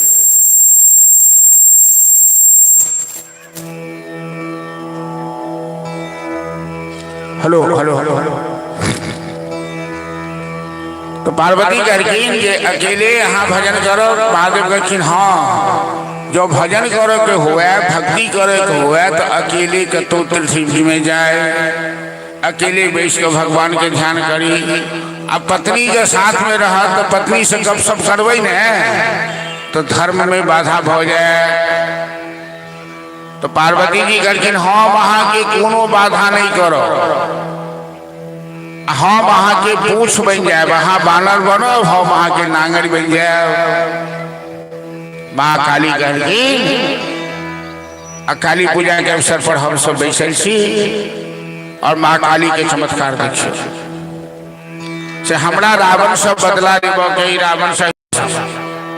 माँ काली कहलखिन कि रावण से हमरा दूटा दुश्मनी है। कौन कौन दुश्मनी है?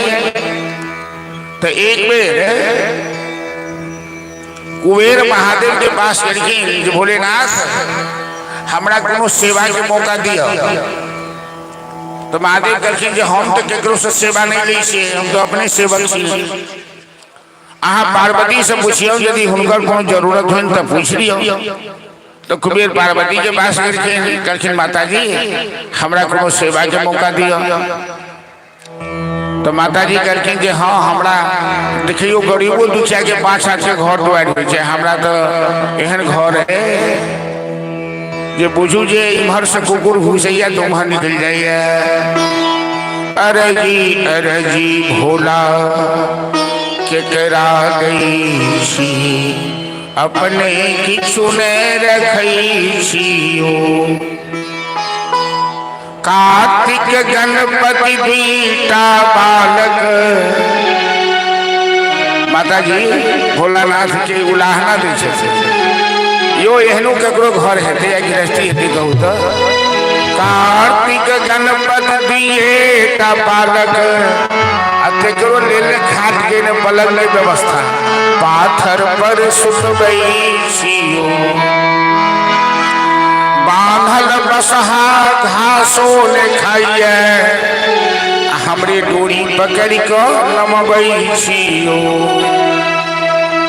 तो महादेव के गृहस्थी एहने छन भोला बाबा अलबत्ते आ देहो पर कपड़े न लगते। तो हमरा कनी एक घर बना दियो कुबेर के कहलखिन। तो कुबेर तो देवता के कोषाध्यक्ष है, सोना के नगर बना देलखिन माता जी के लिए। महादेव तो बैरागी छथिन, साधु छथिन। महादेव कहलखिन जे देखू ने पार्वती के लोभ भ गेलै। वो लक्ष्मी आ सरस्वती के जे देखे छथिन, लक्ष्मी सरस्वती ये सब खूब गहना गुड़िया कीमती साड़ी पहने। अब पार्वती के कोनो गहना नहीं, एगो कनौसियो नहीं, एगो झुमको नहीं, किछो नहीं।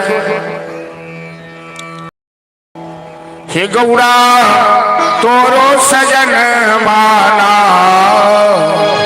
हेलो क्या छूट कैसे बाजा के टोन के रहन हो। हे गौड़ा तोरो सजन माना,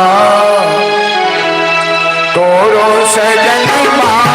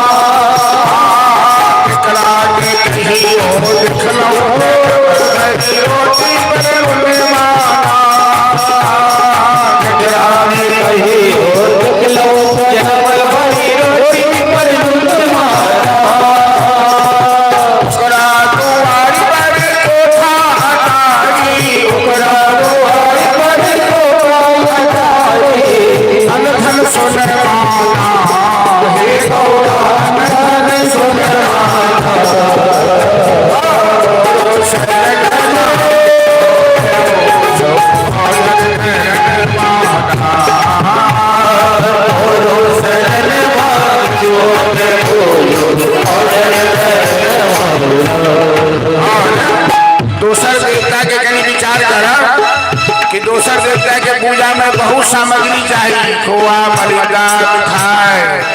आ महादेव के पूजा में की चाहिए? एक अक्षत, बेलपत्र आ भांग के गोला चाहिए। जे कहियो के लगने अपना जीवन में भक्ति भजन माना, जे कहियो के लगने अपना जीवन में भक्ति भजन माना, जे कहियो के लगने अपना जीवन में भक्ति भजन माना, जे कहियो के लगने अपना जीवन में भक्ति भजन माना। ओ कलिए बेलपत्र चढ़ा के, ओ कलिए बेलपत्र चढ़ा के, बोलन शरण माता, हे गौरा बोलन शरण माता, ओ शरण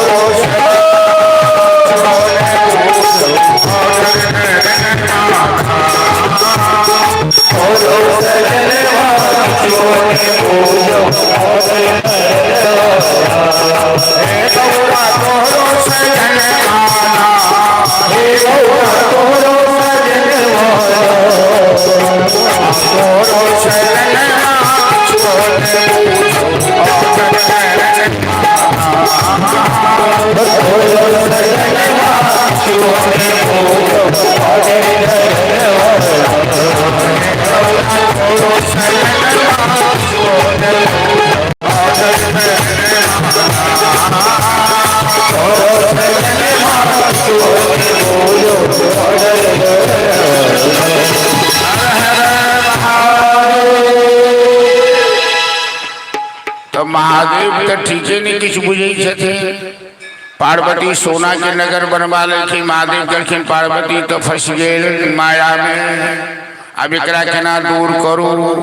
वो तो योगी राज श्मशान शोभास स्मर हर पिशाचा सहचरा, चिता के भस्म में वाला श्मशान में रह वाला वो सोना के नगर में केना रहता।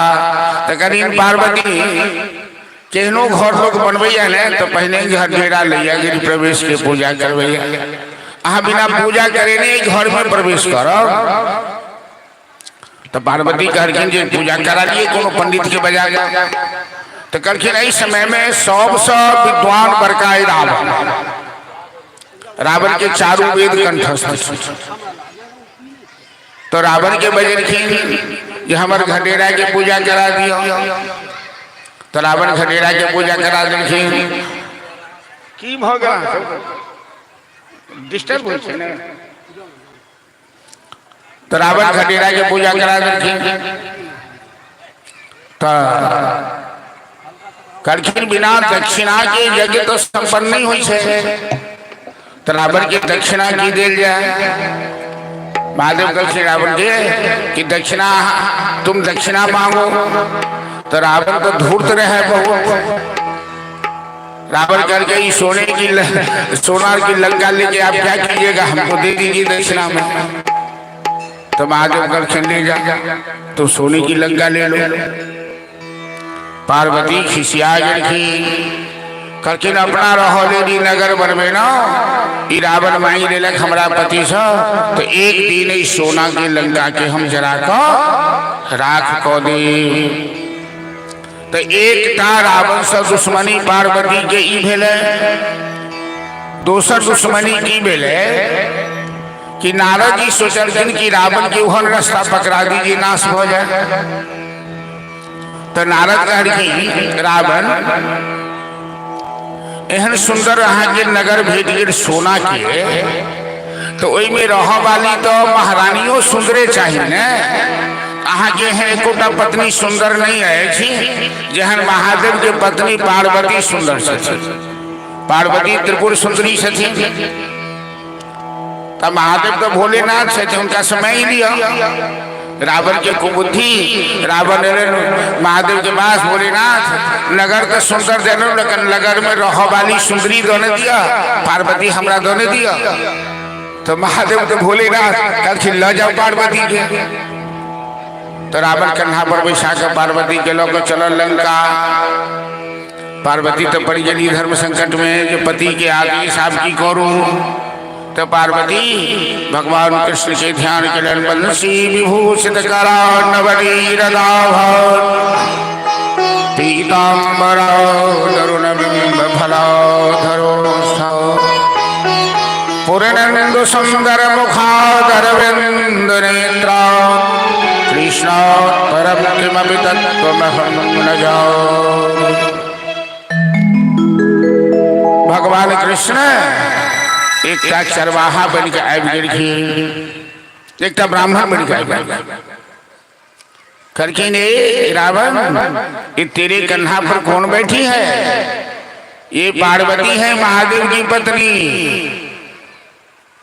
तो ब्राह्मण देवता करके ये मूर्ख, कोई अपनी पत्नी किसी को देता है? महादेव तुमको ठग लिया। अपनी पत्नी को तो महादेव पाताल में रखे हैं और नकली पार्वती तुमको दे दिया, क्योंकि असली पार्वती के शरीर से सुगंध निकलती है और नकली पार्वती के शरीर से दुर्गंध निकलती है। माता पार्वती अपना शरीर से दुर्गंध निकालने लगी। रावण बुझल ये ठीक है कही है। तो वो तय पार्वती के पटक कर रावण चलिए अपन छोड़ कर उत्तर भगवती स्थापित बल्कि वही भगवती के नाम भेलन द्विपायनी भगवती। तो पार्वती कहलखिन कि हमरा रावण से दोनों हिसाब किताब चुकाब के अहाँ हनुमान बनू, हम अहाँ के नांगर बन जाई छी, पूछ बन जाई छी। जते हनुमान जी कमाल करकिन है राम की कथा में, हनुमान के नांगर वही सब बेसी कमाल कर लंका में डंका बजलखिन हनुमान जी के नांगर, सोना की लंका जला दिलखिन हनुमान जी के नांगर, और अक्षय कुमार के 80,000 सेना के नांगर में लपेट कर फेंक दिलखिन आसमान में, जो कहियो खसबे नहीं करे ऊपरे चलिए। क्या तो हनुमान जी के पूछ, हनुमान जी के नांगर साक्षात महाकाली छथिन। हनुमान जी स्वयं रुद्रावतार एकादश रुद्र महादेव थे। और राम स्वयं मनुष्य बन के रूप में, नारायण मनुष्य के रूप में अयोध्या में महाराज दशरथ के घर अवतार है। ये सब योजना देवता यक्ष गंधर्व सब मिलकर योजना बनोलन कि रावण के अंत केना करे। अयोध्या के राजा महाराज दशरथ है कि अनेकों होकर कभी कश्यप अदिति दशरथ कौशल्या बनलन है, तो कभी मनु शत्रुपा कश्यप अदिति कौशल्या बनलन है। और एक जन्म में एक ब्राह्मण देवता अयोध्या के राजा दशरथ बनल। एक ब्राह्मण देवता के नियम है कि 1000 तुलसी दल शालिग्राम पर रोज चढ़ावत मंदिर में जाकर। एक दिन मंदिर के पाछा में एक पिशाचिन करेत रहे। ब्राह्मण देवता पिशाचिन से पूछल कि तुम क्यों रोती हो? पिशाचिन कहलखिन कि मैंने अपने पति के साथ विश्वासघात किया, जिस पाप के कारण हमें पिशाच योनि मिली है। आप यदि एक दिन का पुण्य हमें दे देते हैं, क्योंकि आप 1000 तुलसी दल शालिग्राम पर रोज अर्पित करते हैं, और एक दिन का पुण्य आप हमें दे दीजिएगा तो हमें इस पिशाच योनि से मुक्ति मिल जाएगी। ब्राह्मण देवता बड़े त्यागी थे। उन्होंने कहा, एक दिन का क्यों, मैं अपनी जिंदगी भर की कमाई तेरे नाम से उत्सर्ग कर रहा हूं। और ब्राह्मण देवता जिंदगी भर का संचित पुण्य उस पिशाचिन के उद्धार के लिए अर्पित कर दिया। स्वयं नारायण प्रकट हो गए और नारायण ने ब्राह्मण देवता को वरदान दिया कि हे विप्रदेव, आप बड़े ही त्यागी हैं और हमें त्यागी पुरुष बड़ा ही अच्छा लगता है। अगले जन्म में आप अयोध्या के राजा दशरथ बनेंगे और ये पिशाचिन आपकी धर्मपत्नी कौशल्या बनेगी और मैं आपका पुत्र बनूंगा। तो ब्राह्मण देवता दशरथ बनला, वो पिशाचिन उनकर महारानी कौशल्या सबसे पैघ 3 रानी में। कभी कभी महापुरुष के जीवनी में एहन घटना घटे छे जे घटना से संसार के कल्याण हो जाए।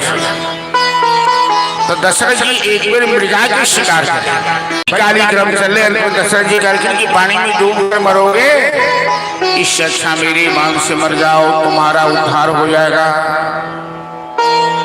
तो मृगा ने कहा महाराज दशरथ से कि महाराज, मैं ये जानता हूं कि शिकार करते यदि मैं मारा जाऊं तो मेरी सदगति हो जाएगी, लेकिन आप तो पुत्रहीन हैं और पुत्रहीन के हाथ से मरने से हमें नरक में भी जगह नहीं मिलेगी। इसीलिए मैं आपके हाथ से मरना नहीं चाहता। ये बात दशरथ जी के हृदय को चुभ गई, जैसे बाण चुभता है इसी तरह।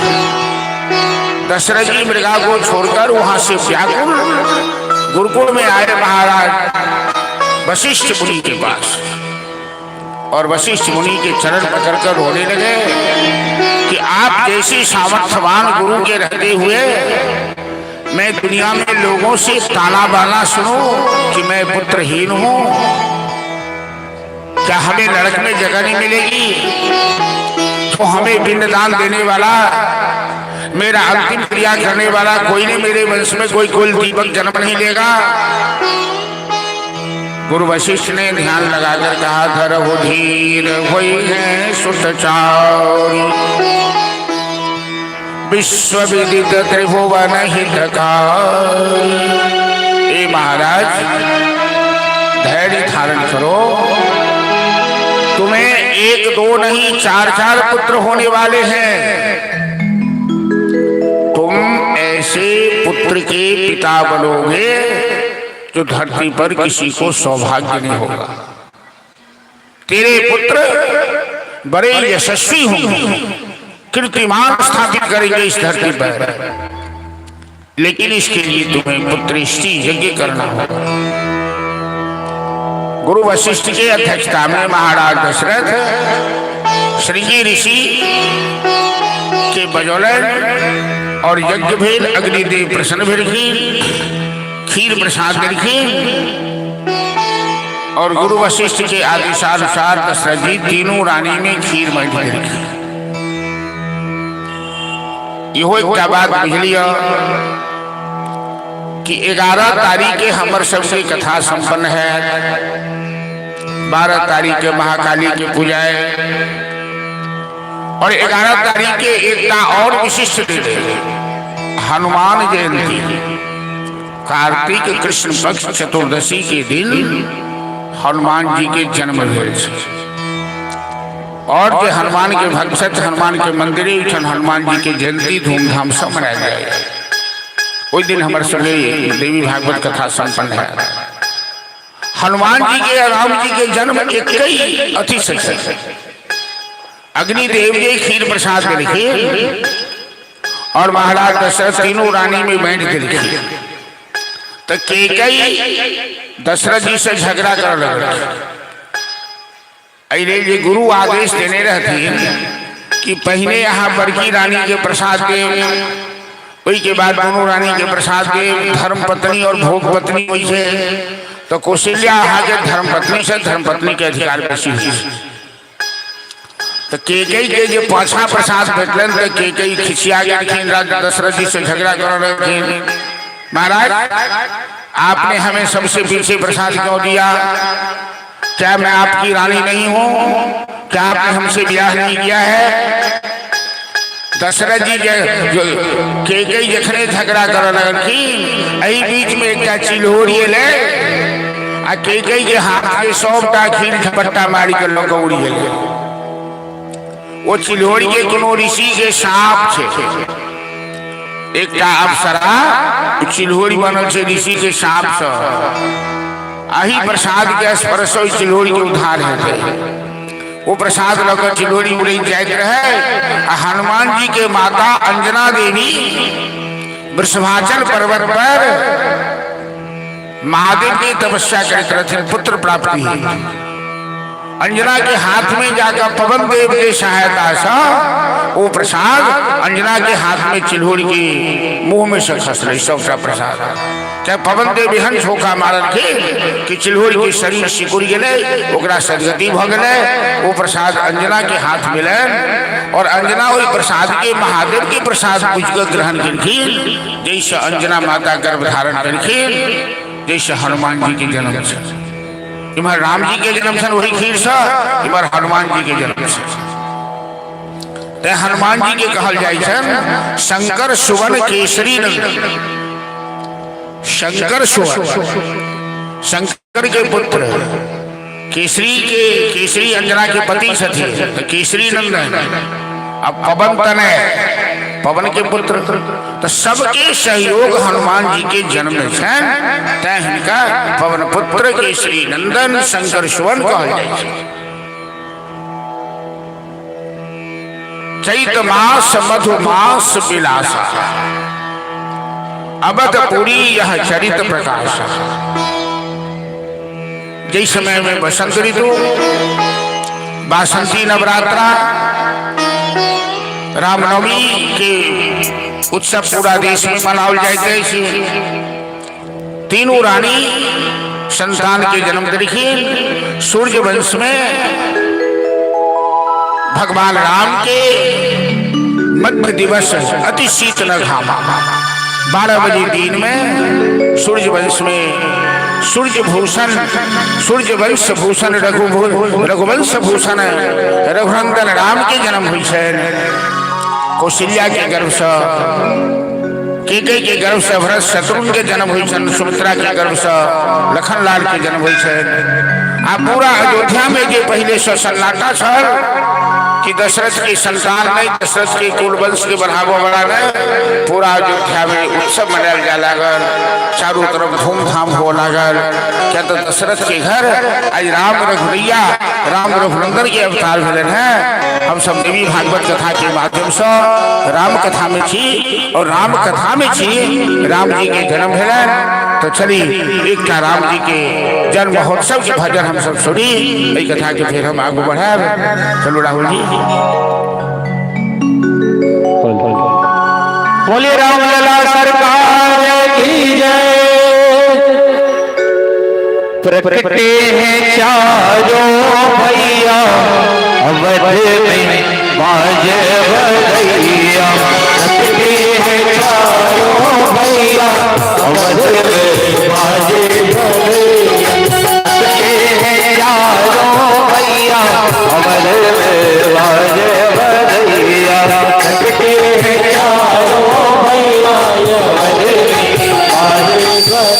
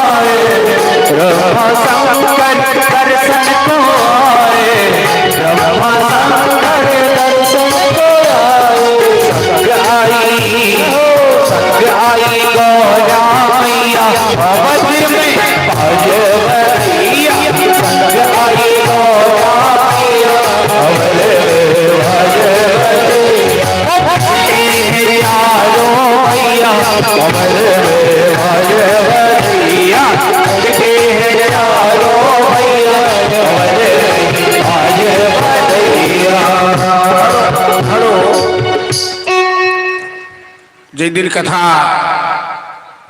निर्धारित कल गए भोलेनाथ के समक्ष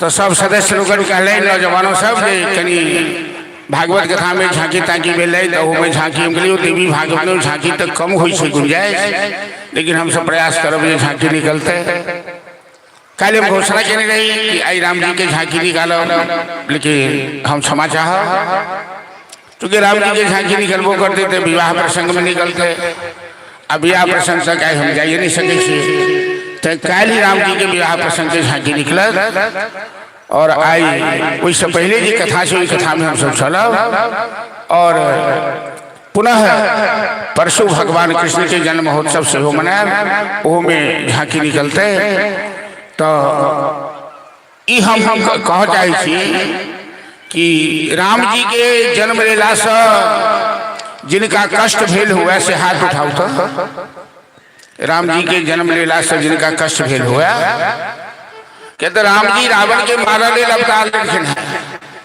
राम जी धर्म के स्थापना ले अवतार लेखिन है राम जी संत महात्मा गो ब्राह्मण के रक्षा ले अवतार लेखिन है आई बात से किनको कष्ट हुआ था हाथ उठाओ एक कोटा हाथ नहीं उठा राम जी के जन्म लीला से जिनका खुशी भेल हुआ से हाथ उठाओ तो वाह मतलब ने राम जी जन्म लीला तय हुआ राम जी मरला तय वहां सब के धन्य से ने जन्मे में हाथ उठे न अरे राम जी जन्म ले की तो धरती के स्वभाव की खुशी की बात से बोल श्याम रामचंद्र की तो राम जी के जन्म अवसर पर पूरा अयोध्या में धूमधाम गौरव से तो केतुआ नगर में धूमधाम नहीं हते की तो अहाँ सब क्या न करी ताली बजाकर झूमकर बधैया में साथ रहल छे तो सब आदमी प्रेम से जब जन्मे है राम रघुरे चलो प्रकटे है चारो भैया अवध में बाज बधैया प्रकटे है चारो भैया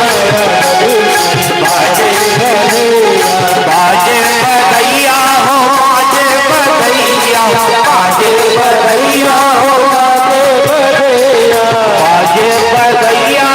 बाज बधैया हो बाज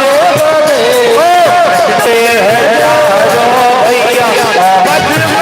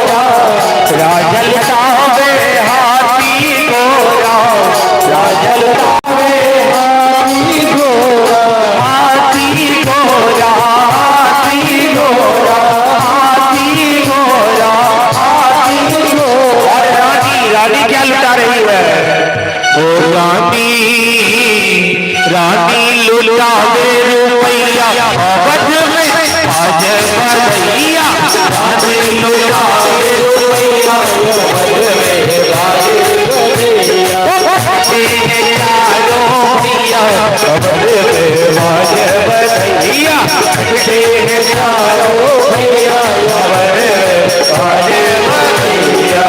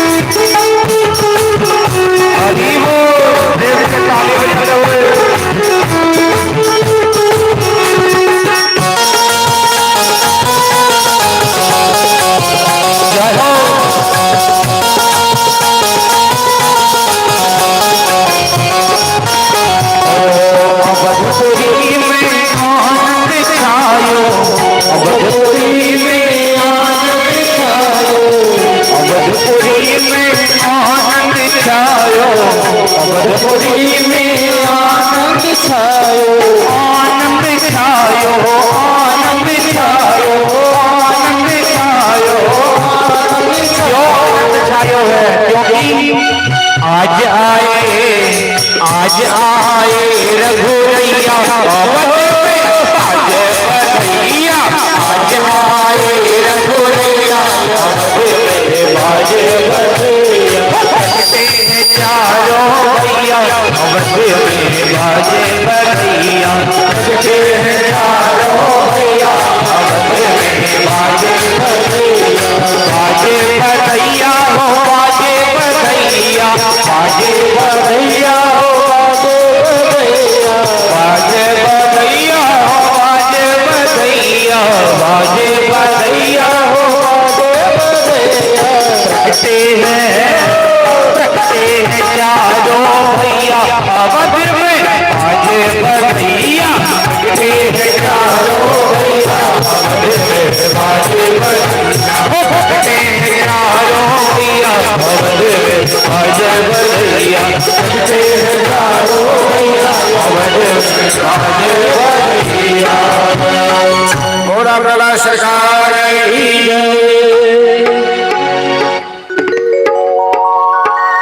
आज सब चिंता नहीं करो कलाकार लोग हैं मैं वही सब बटुआ बिसरिए गया छत्र घोड़े पर राम जी के जन्म अवसर पर जहाँ सबके पुरस्कार दिए जाएगा। आज जजमान हुई छथिन दशरथ और नंद जी जना परशु भगवान के जन्म हुई तो नंद थे आई राम जी के जन्म हुए तो दशरथ थे तो काशीनाथ मिश्रा जी छथिन जजमान दशरथ जी बेला तो उनका घर के प्लास्टर तलास्टर में खर्चा लग रहा जब उनको बटुआ बुझाइए खाली है तो चलो कोनो बात नहीं एक राम जी के जन्म और उसके बाद हम चलो जन्म अवसर पर इसका और उसके बाद आगे कथा अयोध्या में राम के जन्म हुआ हो रामा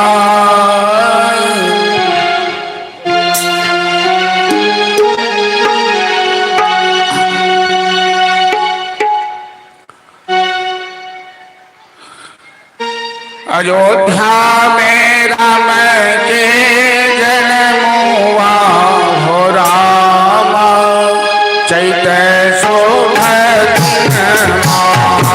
अयोध्या में राम के जन्म हुआ हो रामा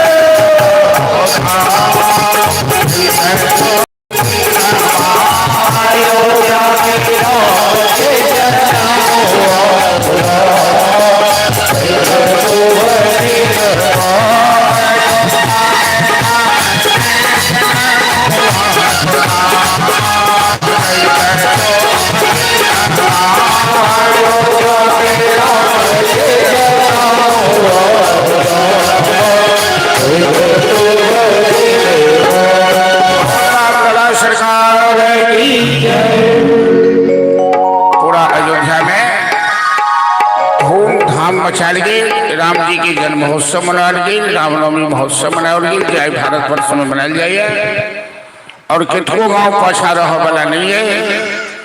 तो राम जी के बाल लीला के वर्णन ठुमक चलत रामचंद्र बाजत खजनिया किलकिटाय गिरत धाय उठत भूमि लटपटाय धाय माय गोद लेत दशरथ की रनिया।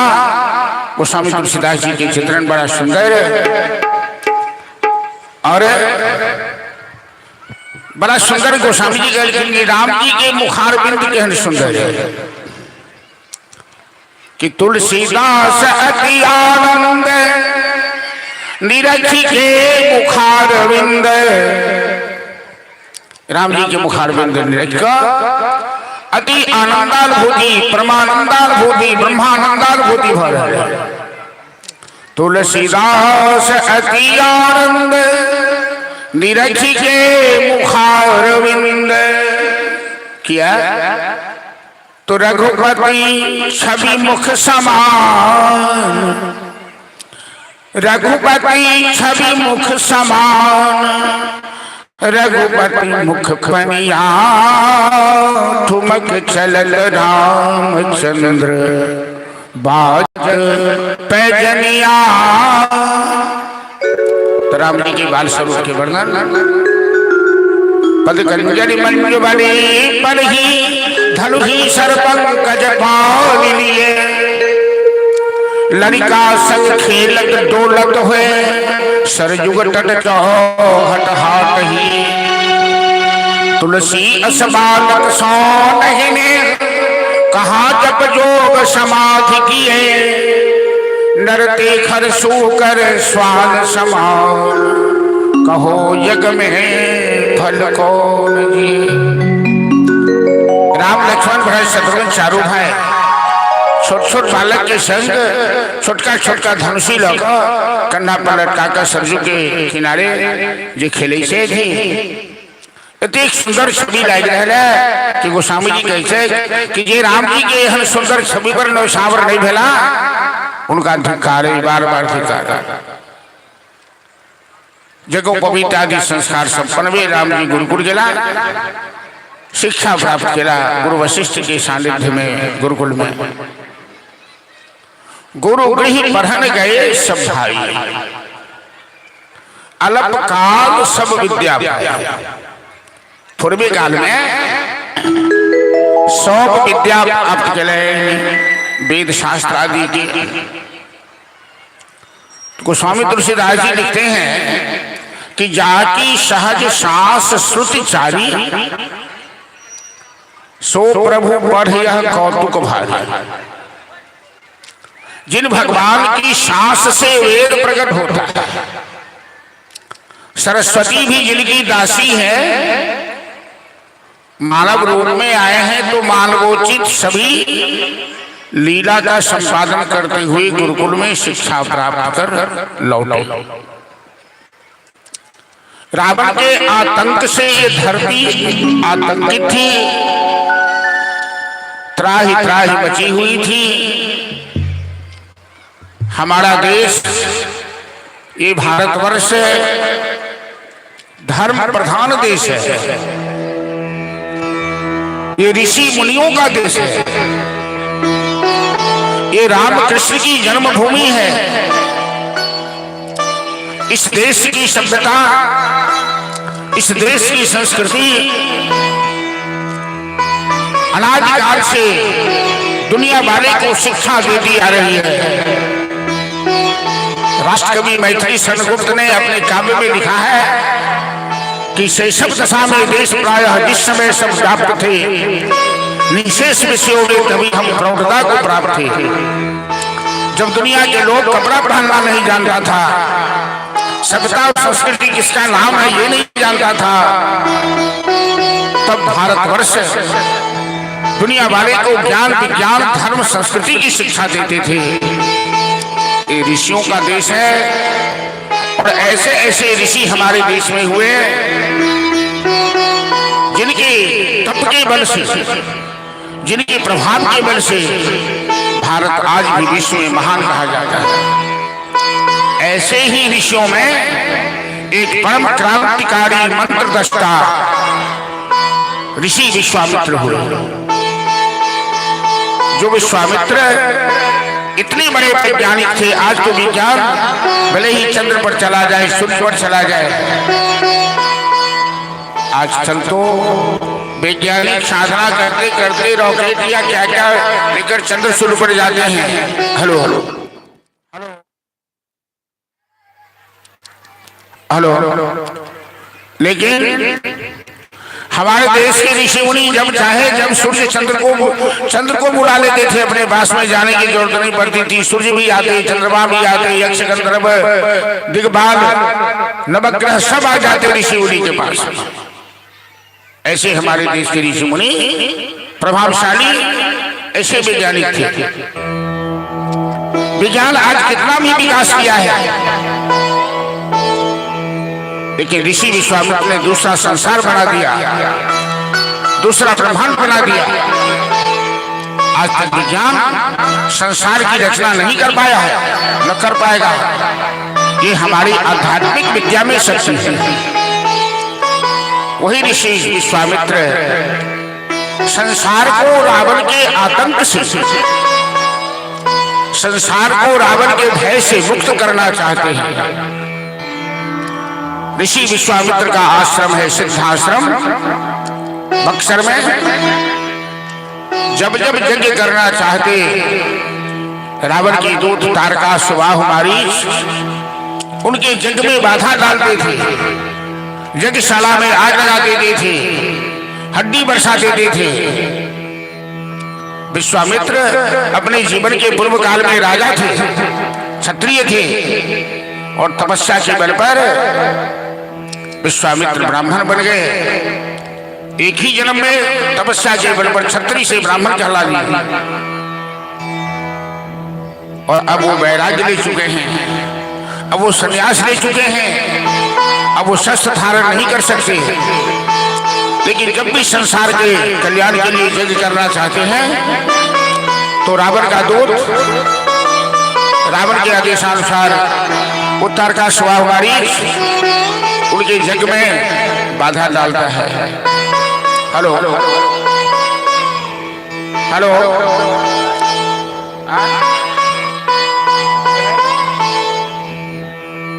हेलो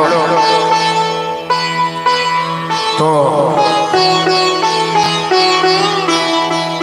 विश्वामित्र चाहे थी कि धरती सा आतंक चला समाप्त है। वो आंख होने का समाधि लगेला और समाधि में उनका ब्रह्म के साक्षात्कार मिले कि नारायण तो धरती का भार हरण करने के लिए अयोध्या में अवतार ले चुके हैं महाराज दशरथ के अपने अंशों के साथ 4 भाई के रूप में। विश्वामित्र सरजू का स्नान कर अयोध्या आए और महाराज दशरथ ने उनका आतिथ्य सत्कार किया। चरण पखारी की निन्ह अति पूजा मौसम आज धन्य नहीं दूजा। महाराज दशरथ विप्र मंडली के साथ परम तपस्वी ऋषि विश्वामित्र का स्वागत किया,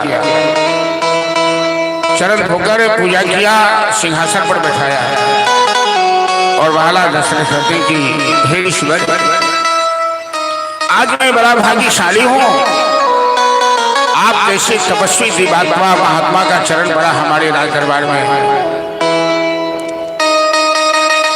आपने आने का कैसे कष्ट किया, मैं आपका क्या सत्कार करूं, आप आदेश कीजिए। विश्वामित्र जखन विश्राम करी चला है कि राम लक्ष्मण भरत शत्रुघ्न चारों भाई चरण सेवा करते। चारों भाई अत्यंत सुंदर थे, जिनमें राम सबसे सुंदर थे। भाई मगन देखत मुख शोभा जन चकोर पूरन शशिलोभा।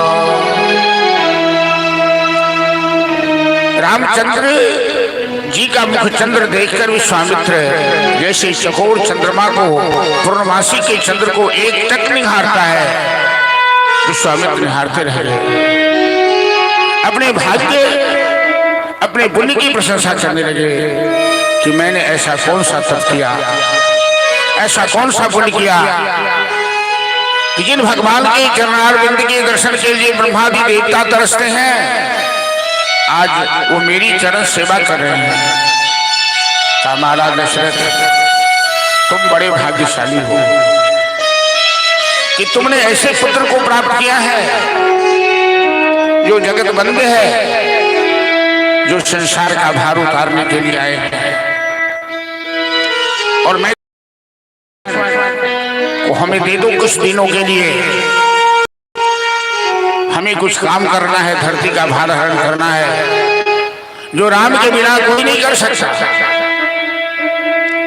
दशरथ जी इस रहस्य को जानते नहीं। दशरथ पुत्र मोह में पड़े हुए हैं।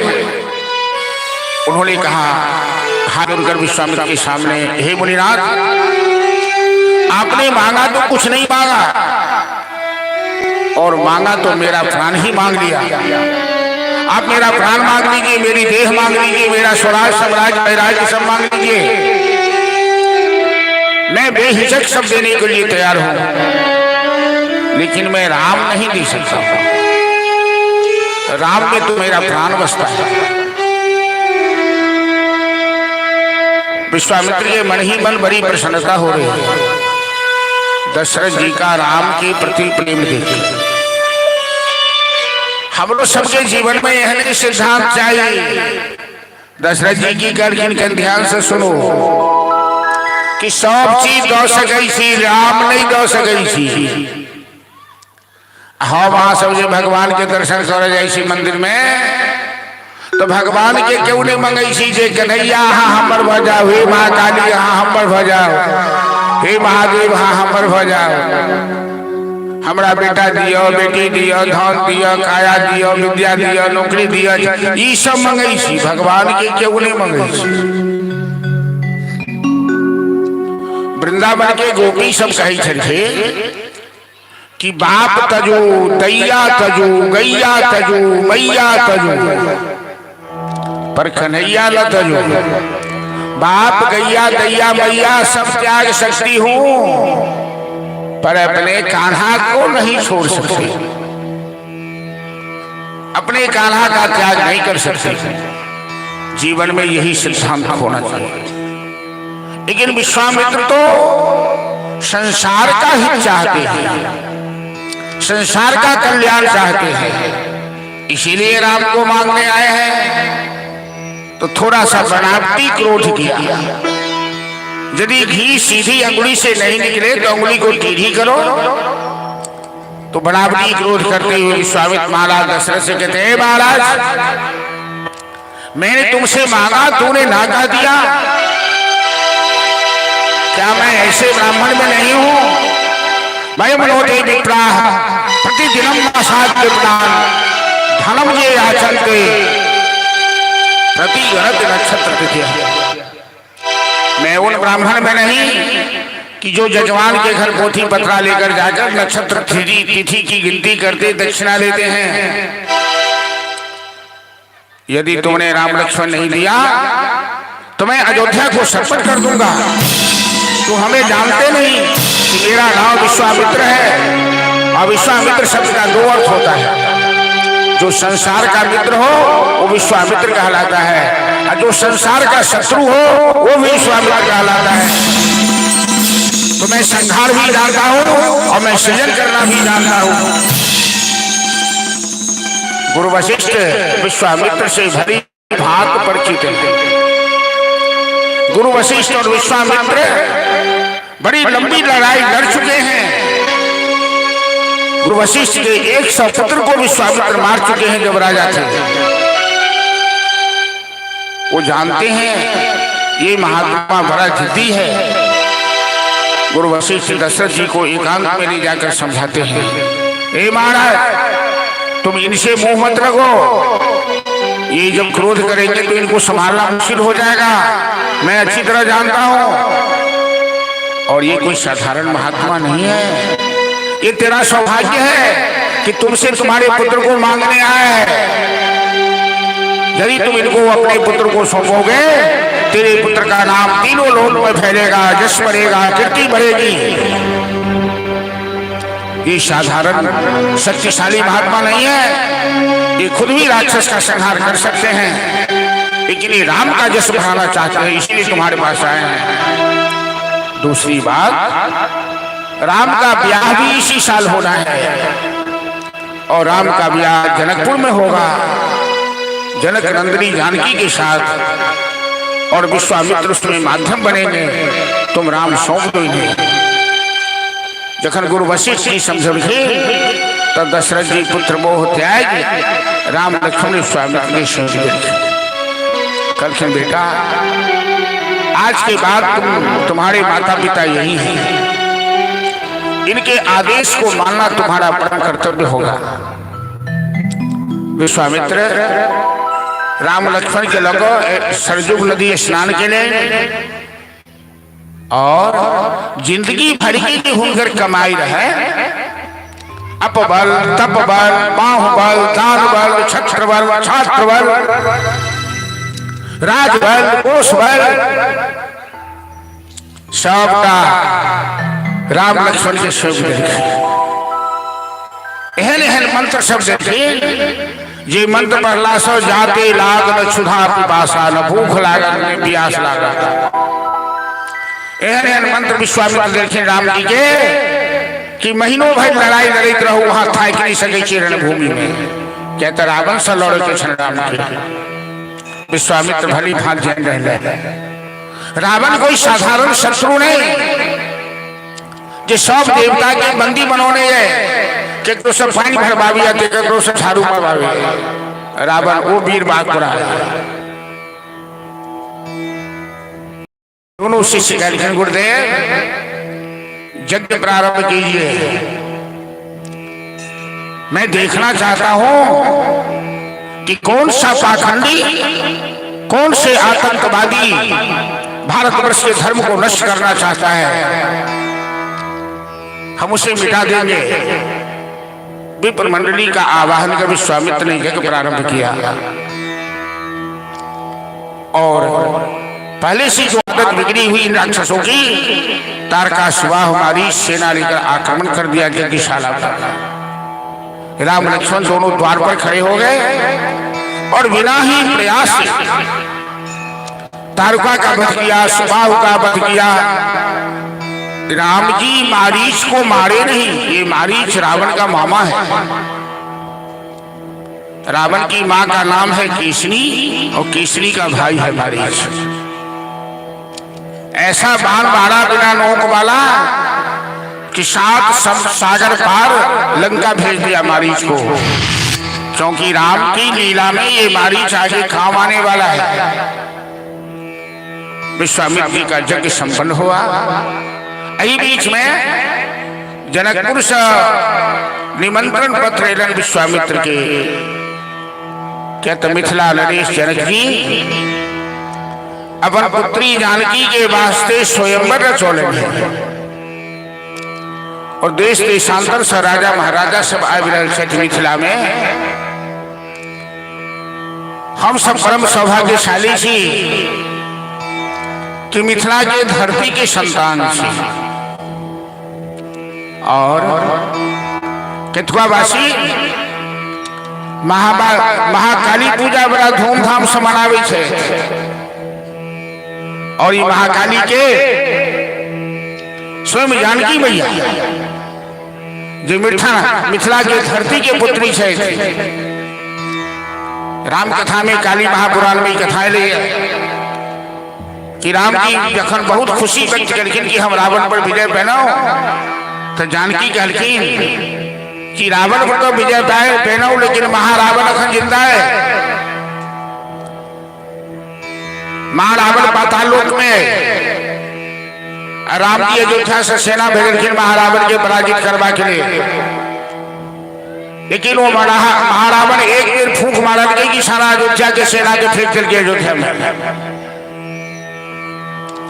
राम जी के सामने समस्या ठार भ गए कि महारावण के केना जीतल जाए। हम काली कथा में सुने नहीं छलो कि भगवती के क्यों सहायता नहीं करखिन, भगवती सबके सहायता करखिन है। और राम जी के उदास देख आई जानकी, जे जानकी जीवन में कहियो क्रोध नहीं केले, आज महाकाली के रूप धारण कर लेलखिन। और काली भगवती जो वही रूप के नाम है, इस समय काली भैरवी रूप धारण करी छे। जिस समय काली महिषासुर, शुम्भ शुम्भ, रक्तबीज आदि के चंडमुंड के संहार करे छे। आगू कथा भैया जी कर हम वर्णन करो।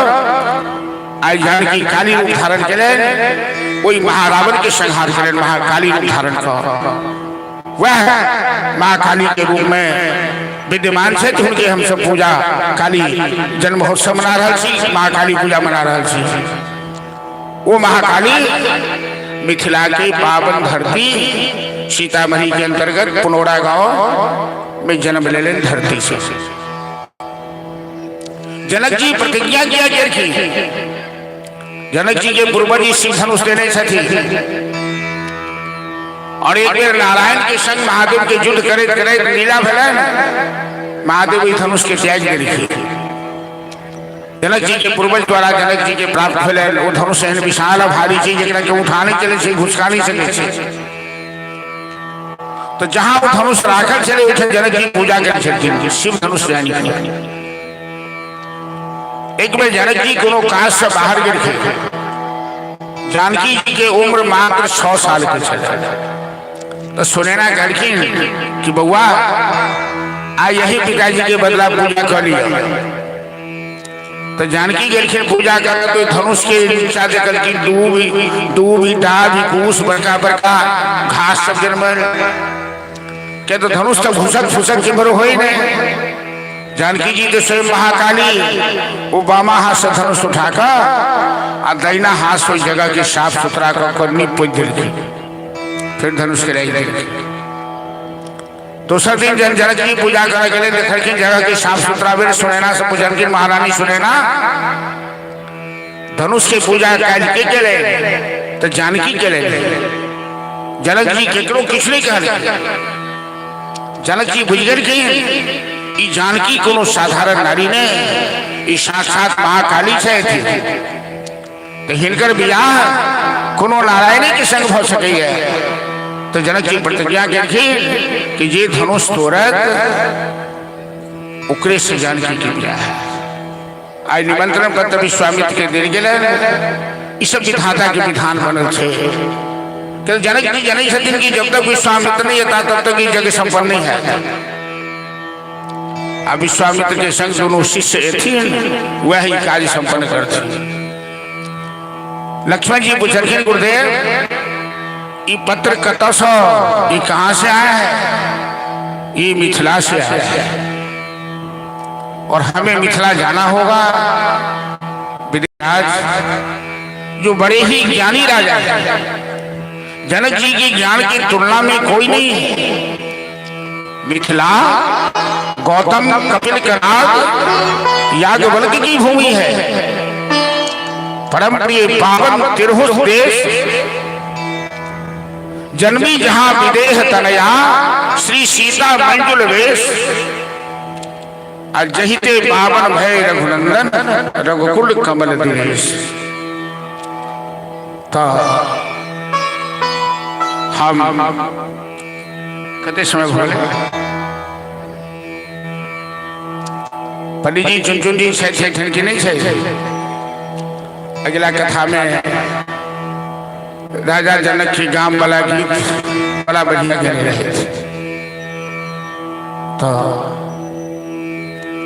कोई प्रसंग में सुना देती गीत तो बढ़िया रहते आप जाए ऊपरे में उमर माइक घींचो में फिर समय लग जेते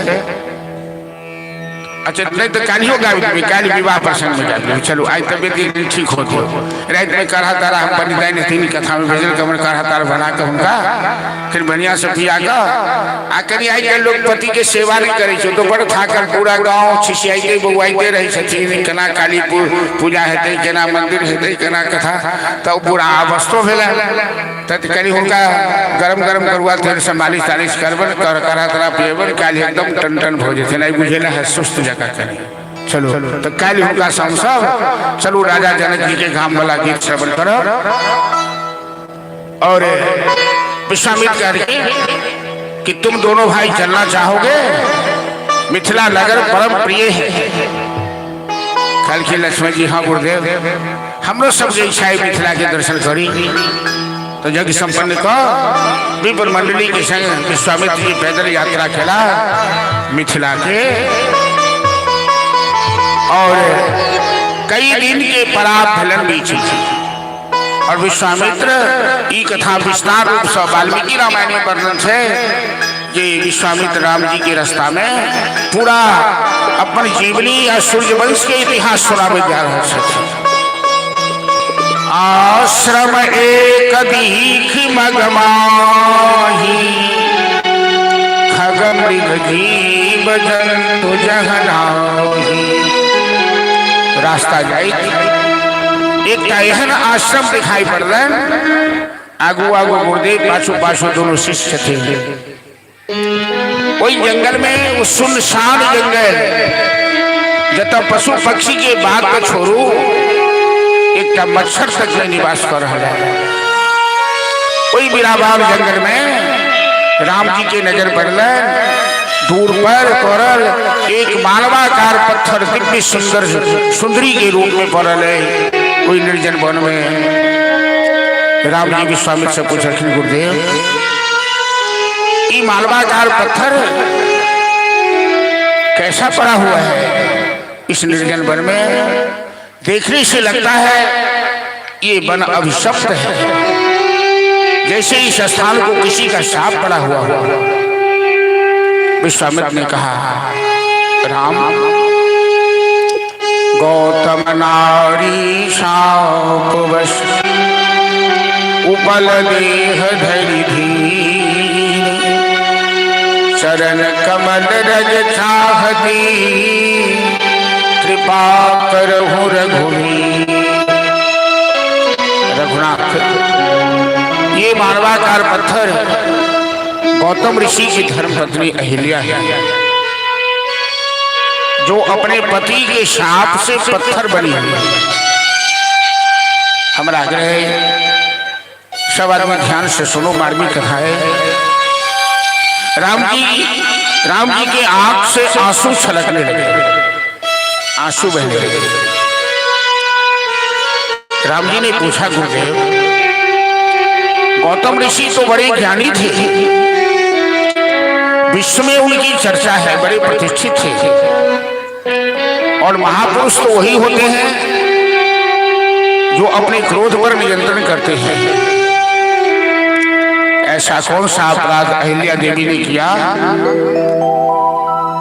जो गौतम ऋषि क्षमा नहीं कर सकते थे? गुरुदेव, धर्म पत्नी तो अर्धांगिनी कहलाती है, आधे अंग की मालिक होती है। कोई भी पति अपनी पत्नी को कष्ट देकर, अपनी पत्नी को पत्थर बनाकर, अपने आधे अंग को पत्थर बनाकर कैसे सुखी रह सकता है? क्या गौतम ऋषि क्षमा नहीं कर सकते थे? विश्वामित्र कहते हैं, राम, जो प्रश्न हमसे तुम पूछ रहे हो वही प्रश्न अहिल्या ने अपने पति से पूछा था। जब गौतम ऋषि ने अहिल्या को पत्थर बनने का शाप दिया तो अहिल्या ने प्रश्न किया अपने पति से कि स्वामी, मैं आपकी धर्म पत्नी हूं, मैं आपकी अर्धांगिनी हूं, और मैंने कोई अपराध जानबूझ के नहीं किया है।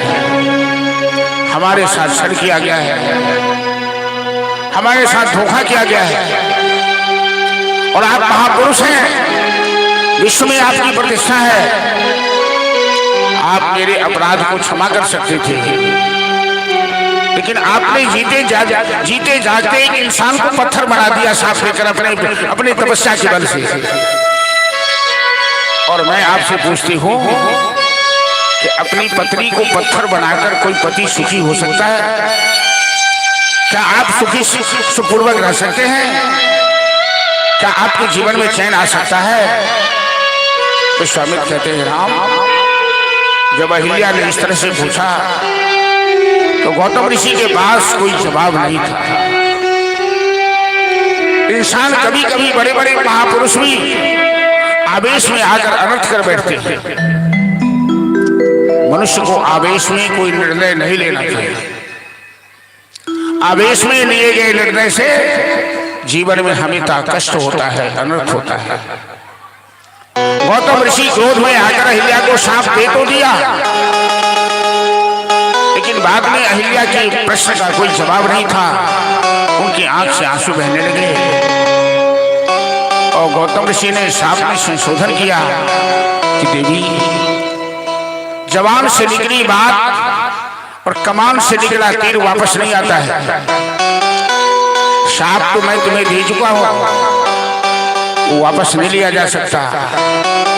साथ में मैं वरदान दे सकता हूं कि रघुकुल भूषण राम इसी रास्ते से मिथिला की यात्रा करने वाले हैं, और उनके दर्शन से तेरा उद्धार हो जाएगा। और गौतम ऋषि मिथिला का त्याग कर दिया। उसके बाद कभी मिथिला लौट कर नहीं आए। गौतमी तट पर जाकर त्र्यंबकेश्वर महादेव की स्थापना कर उन्होंने अपना प्रायश्चित किया।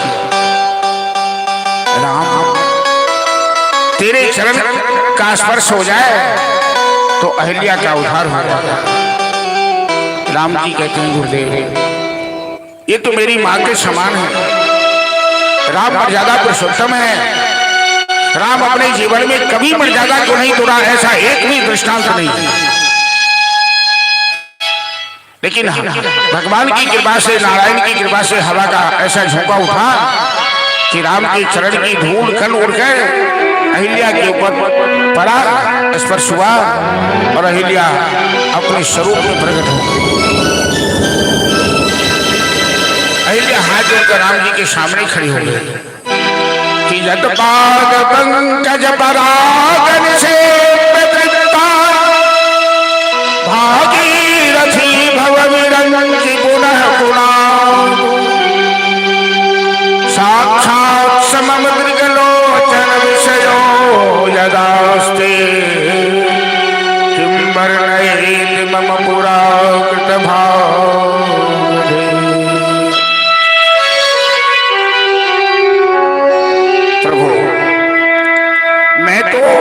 पतिता हूं, हमें पतिता समझकर मेरे पति ने हमें शाप दे दिया। दीनानाथ दीन बंधो अनाथों के नाथ तेरे चरण परी अपराधी। मुनि मख राखी तूने तारू का संहारी तूने पतित पावन तेरा नाम। आपका नाम पतित पावन है। जतपाद पंकज पराग शेष भागीरथी भवरंग पुरः। अहिल्या भगवान की स्तुति कर पर सत पद पावन शोकन सावन प्रगट भई तप मंज सही। देखत रघुनायक जन सुखदायक सन्मुख ही कर जोड़ी रही। अहिल्या का उद्धार राम जी के लिए और अहिल्या परम गति प्राप्त के लिए गुरुदेव विश्वामित्र के संग राम जी पहुंचला जनकपुर।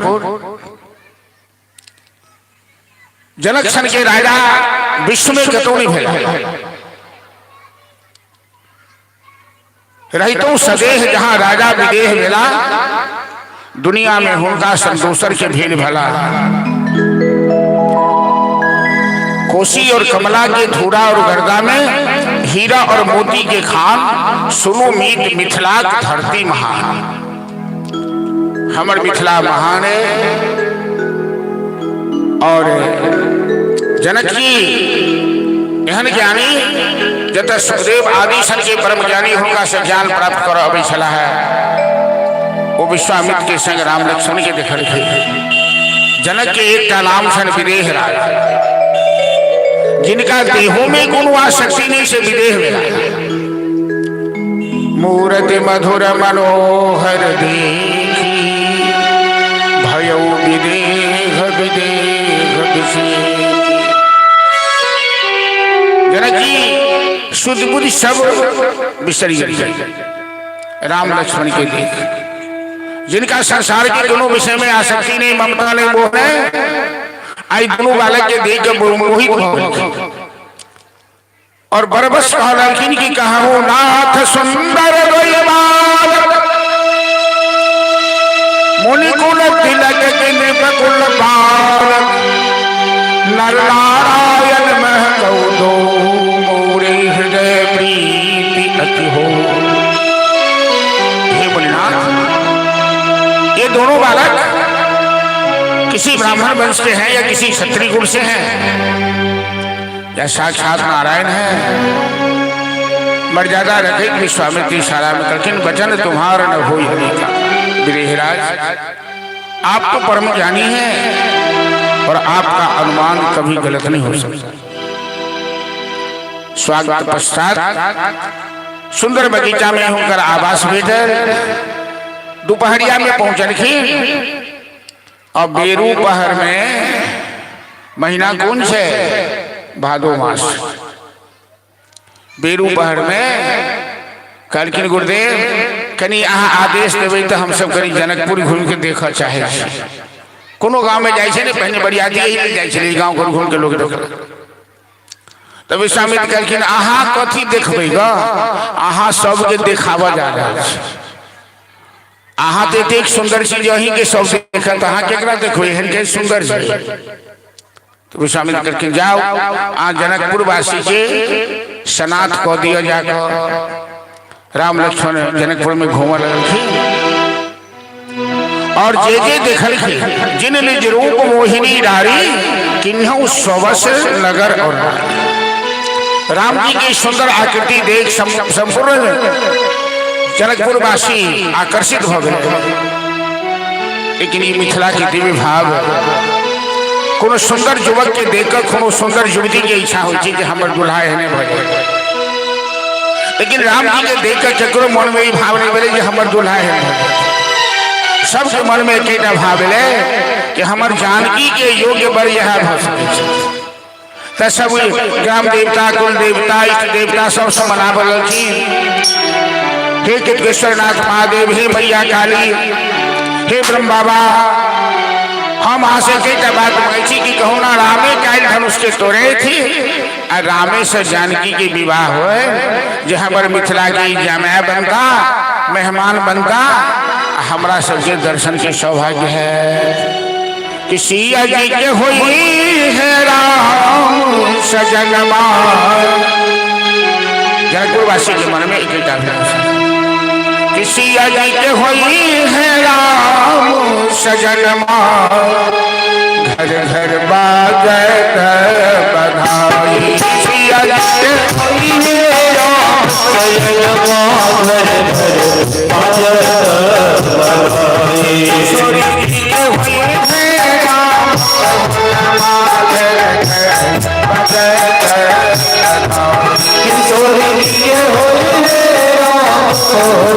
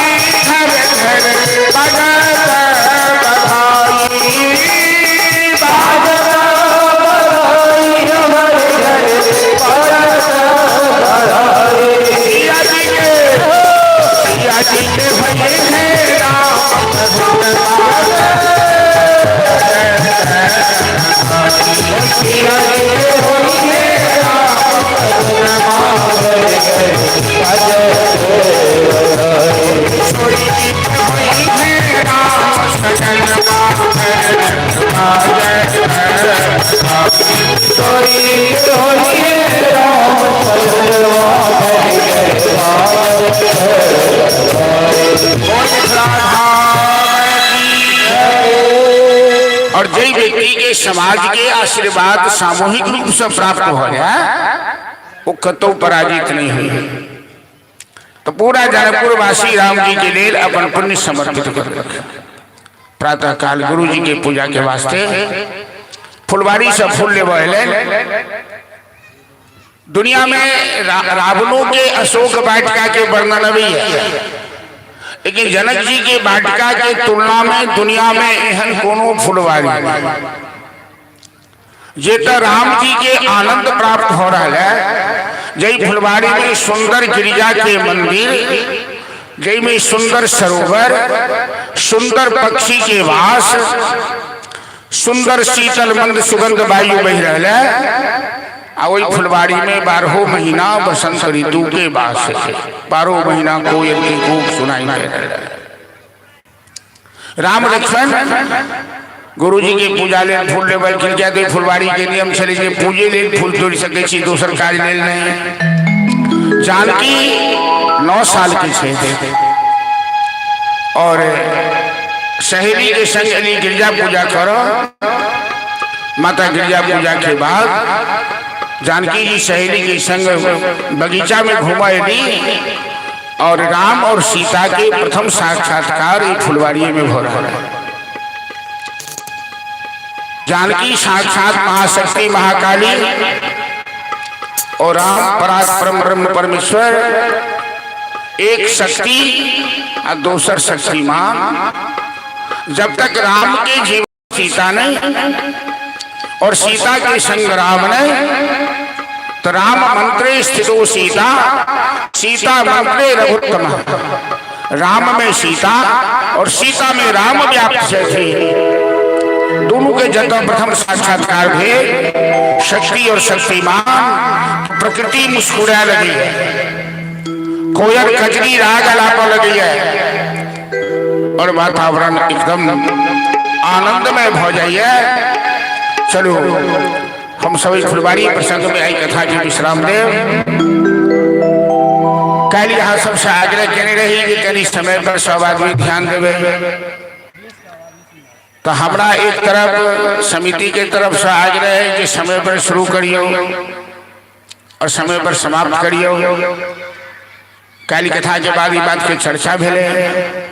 एक आदमी कल के एक बात हो कि लोग सब कुछ एता लेटे सो 5-6 बजे के बाद ही था, तो जे 6 बजे के बाद एता हुनका ले 10 बजे तक कथा हुआ। आज 3:30 बजे 3 बजे 4 बजे एता हुनका ले की हेता है। तो हमारे सब आदमी से निवेदन है, आग्रह है, खेती गृहस्थी तो सब कुछ है, लेकिन करी मर्यादा के समय के मर्यादा के पालन सब आदमी करी। तो कलाकार सब 3 बजे मंच पर आगे खड़ा है। अब पुनः यही समय से कार्य शुरू होते हैं। ठंडा बढ़ल जाए, अब बेसी रातियों के नहीं कथा में बढ़िया बात नहीं है। और बहुत श्रोता आखने अब जखन कथा समाप्त हो जाए तो वो बढ़िया नहीं लगे। तो एमे अही सब ये कृपा करबे, सहयोग करबे। कनी घर के काज के अखन गेला के बादे करबा, आरती हेती तो घर जाए, कनी आधा 1 घंटा बादे में सुतब तो कोनो हर जाने। काली पूजा के बाद तो फिर सुतबे करब, यानी तो छठ के बाद फिर सुतबे करब। तै द्वारे कथा में थोड़े समय के ध्यान रखे सब आदमी आओ। आई फुलवारी प्रसंग में कथा के विश्राम दे और काली धनुष यज्ञ हुई तो राम जानकी के विवाह राम कथा काली संपन्न कर रहे कि मर्यादा पुरुषोत्तम राम भगवती की उपासना करा करके वही प्रसंग में जाकर राम कथा विश्राम हो जो हम काली विश्राम करो। और विवाह प्रसंग में राम जानकी के लक्ष्मण झांकी के सेहो हम सब दर्शन करो। कभी काल विवाह प्रसंग में समय लगते किया तो मिथिला की धरती पर काली पूजा के अवसर में सीता जानकी के विवाह तो करी मनी चर्चा करी, गीत नाद कराने होते हैं और उसके बाद राम कथा के विश्राम होते हैं। सब आदमी से आग्रह कि समय का ध्यान रखे, समय से आवे का प्रयास करी। तो चलो सीता राम की प्रथम मुलाकात फुलवारी में हो रहा है और राम कथा में फुलवारी प्रसंग के बड़ा महत्व है। कहते इतने राम जानकी के प्रथम दर्शन हो। राम जानकी जब तक एक नहीं होता, शक्ति और शक्तिमान जब तक एक नहीं होता, तब तक रावण के अंत नहीं है, तब तक धर्म की स्थापना नहीं है, तब तक धरती से भार हरण नहीं है। हम सब आदमी चलो भजन के श्रवण करी, राम सिया के मधुर मिलन से फुलवारी मुस्काए। के बाद भगवती के नाम रखो और कथा के विसर्जन करो। और समिति के सदस्य हम आग्रह करबन जे चंदा तंदा के घोषणा तो ठन नहीं होई छै, यदि हो वाला होय तो काल से लिस्ट तैयार कर राखब, तो चंदा के घोषणा यदि एहन परंपरा होय तो से हमरा जानकारी दे दे। आई भजन के बाद भगवती के नाम लग हम सब कथा के विश्राम देव, आरती की तैयारी भेली। चलो राम सिया के मधुर मिलन से और सब आदमी झूम कर भजन गाओ, ताली बजाओ और जानकी राम जानकी के मिलन भर है फुलवारी में। बड़ा आनंद की बात है, बड़ी खुशी की बात है। बोल सियावर रामचंद्र की जय, सिया धाम की जय। राम सिया के मधुर मिलन से फुलवारी मुस्काए, कोयलिया कजरी गाए, कोयलिया कजरी गाए, कोयलिया कजरी गाए, कोयलिया कजरी गाए। राम सिया के मधुर मिलन से, राम सिया के मधुर मिलन से फुलवारी मुस्काए, कोयलिया कजरी गाए, कोयलिया कजरी गाए, कोयलिया कजरी गाए, कोयलिया कजरी गाए।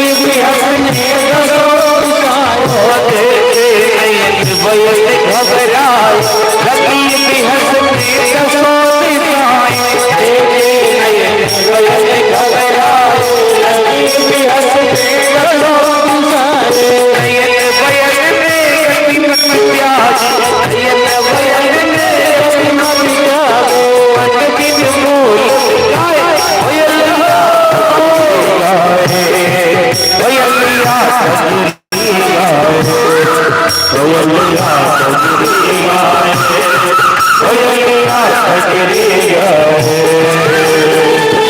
राम सिया के मधुर मिलन से राम सिया के मधुर मिलन से फुलवारी मुस्काए कजरिया होलिया कजरिया होलिया कजरिया होलिया कजरिया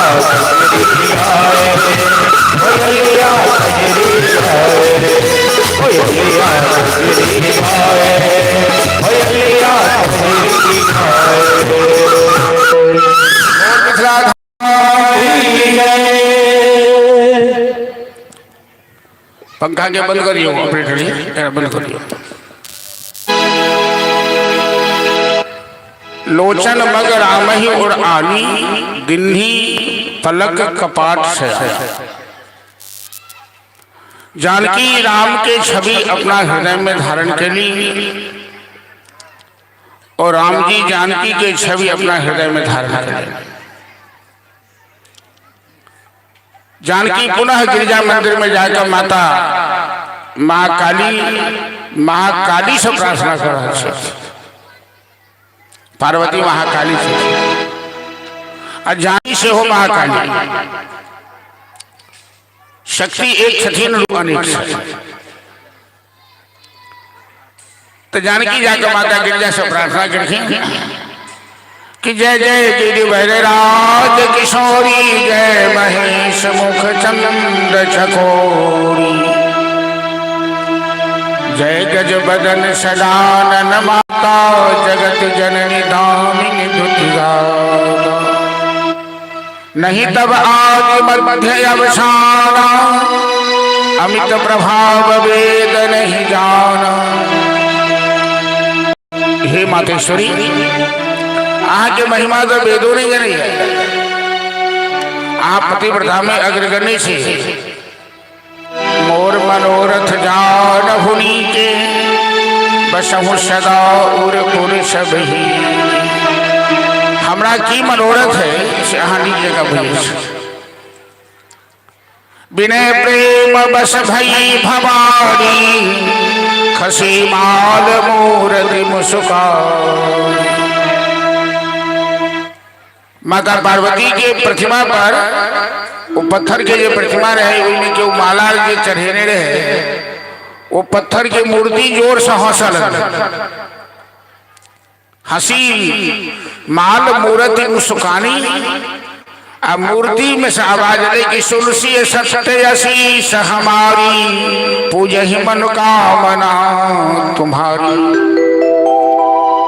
जानकी के आशीर्वाद दक्षिण गिरिजा माता माला खसाता देवता के मंदिर में जो दर्शन करो जाए आ देवता पर चढ़ल फूल जे अहाँ के आंचर में अहाँ के कोनो पात्र में आबि जाए बुझवा के चाहिए कि हमरा देवता के आशीर्वाद पूरा आशीर्वाद भेटल हमर मनोकामना पूरा है। तो माता गिरिजा माला खसा जानकी के आंचर में माला खसा आशीर्वाद लिखे मन जाहिरा जो मिल सोबर सहज सुंदर श्यामर। अहाँ जे अपना मौन में बर के चयन के अहाँ के प्राप्त है हमारा आशीर्वाद।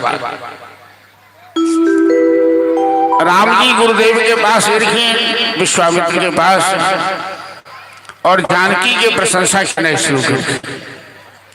विश्वामित्र हौसला रखे और आशीर्वाद लिखे वरदान रखे कि शुभल मनोरथ हो तुम्हारे राम लखन सुनी वही सुखा। तो विश्वामित्र राम जी के आशीर्वाद रखें कि अहाँ के मनोरथ पूरा हुआ है और पार्वती जानकी के आशीर्वाद रखिए कि अहाँ के मनोरथ शब्द बड़ा महत्वपूर्ण है जिस सब जगह प्रयोग नहीं हुई है। जतऽ ईश्वर प्राप्ति के कामना भेल ओकरे मनोरथ कहल जाइ छै। एठन तो दोनों के सहभाग छै। राम आज शक्ति के चाहे छे आज शक्ति राम के चाहे छे।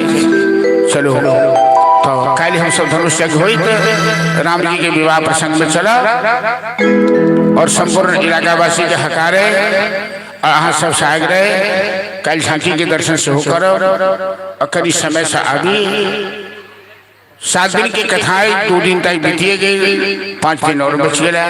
तो जी आनंद रेवा के सुनरिया और समय से आओ। कल राम कथा के बाद परसों फिर भगवान कृष्ण की कथा, उसके बाद भगवती दुर्गा के अवतार महिषासुर सुमर सुम के वध के कथा में हम सब चलो 2 बेर सब आदमी प्रेम से भगवती के नाम ले लिया, उसके बाद आरती करो।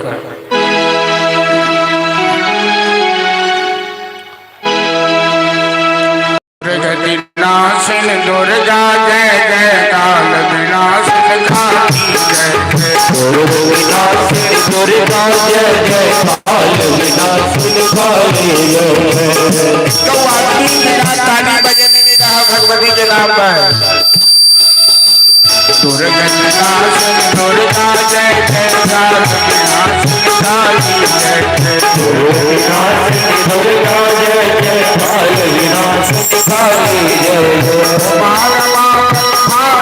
जय जय राधा सीता कुमार मानी जय जय राधा सीता जय जय भानी जय जय राधा सीता जय जय कुमार भानी जय जय राधा सीता जय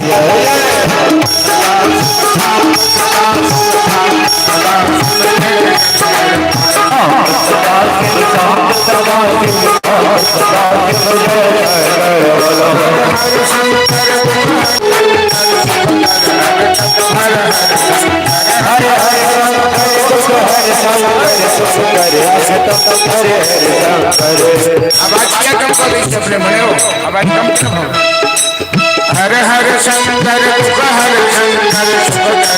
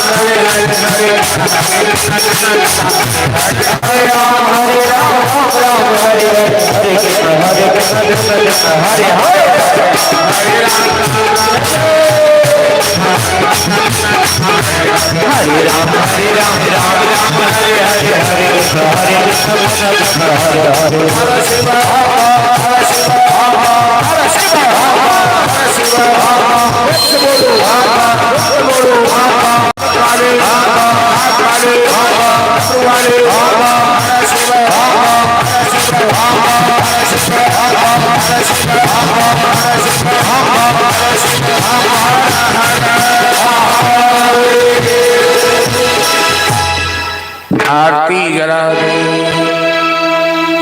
चलो सब आदमी आरती में ठाक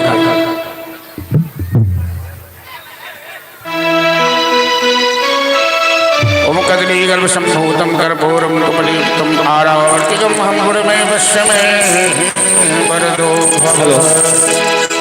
जय शिव ओंकार प्रभु हर शिव विष्णु सदा शिव सदा शिव हरे हरे हरे हर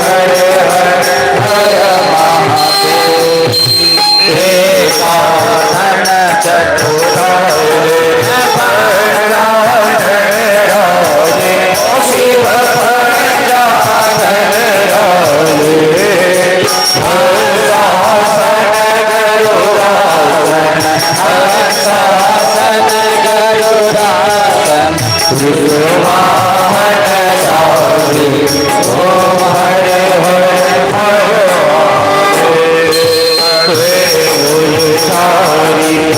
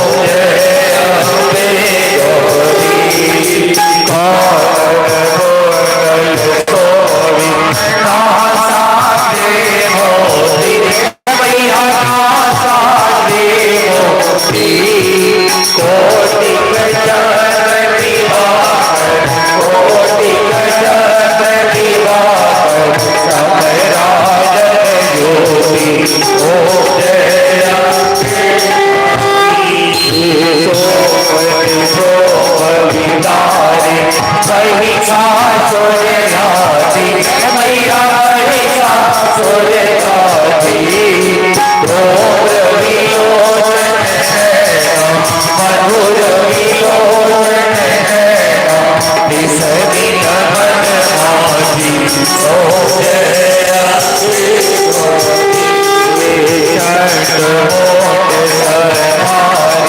सोनी नबीर हरे मैया सोनी नबीर हरे मधुर तब दोहारे मधुर तब दोहारे सोर बहीर हरे ओ जय ब्रह्मानी रोदानी तुम कमला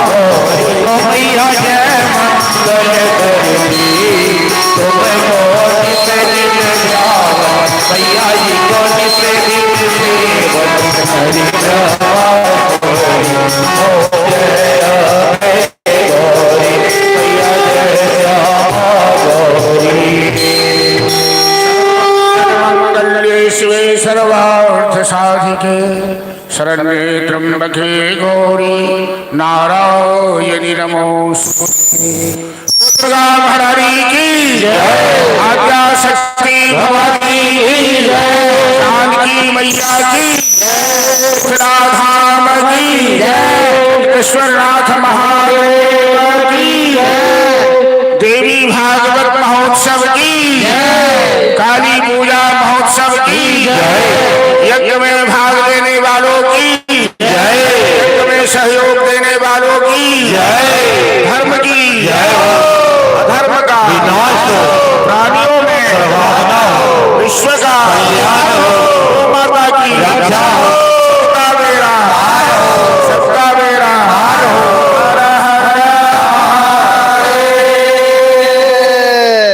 इतने भीड़ में इतने जोर से नारा जो मम्मी तक आवाज नहीं जाए, कागज तक नहीं जाता, आगू तक न कहीं जोर लगे ने। जय श्री राम,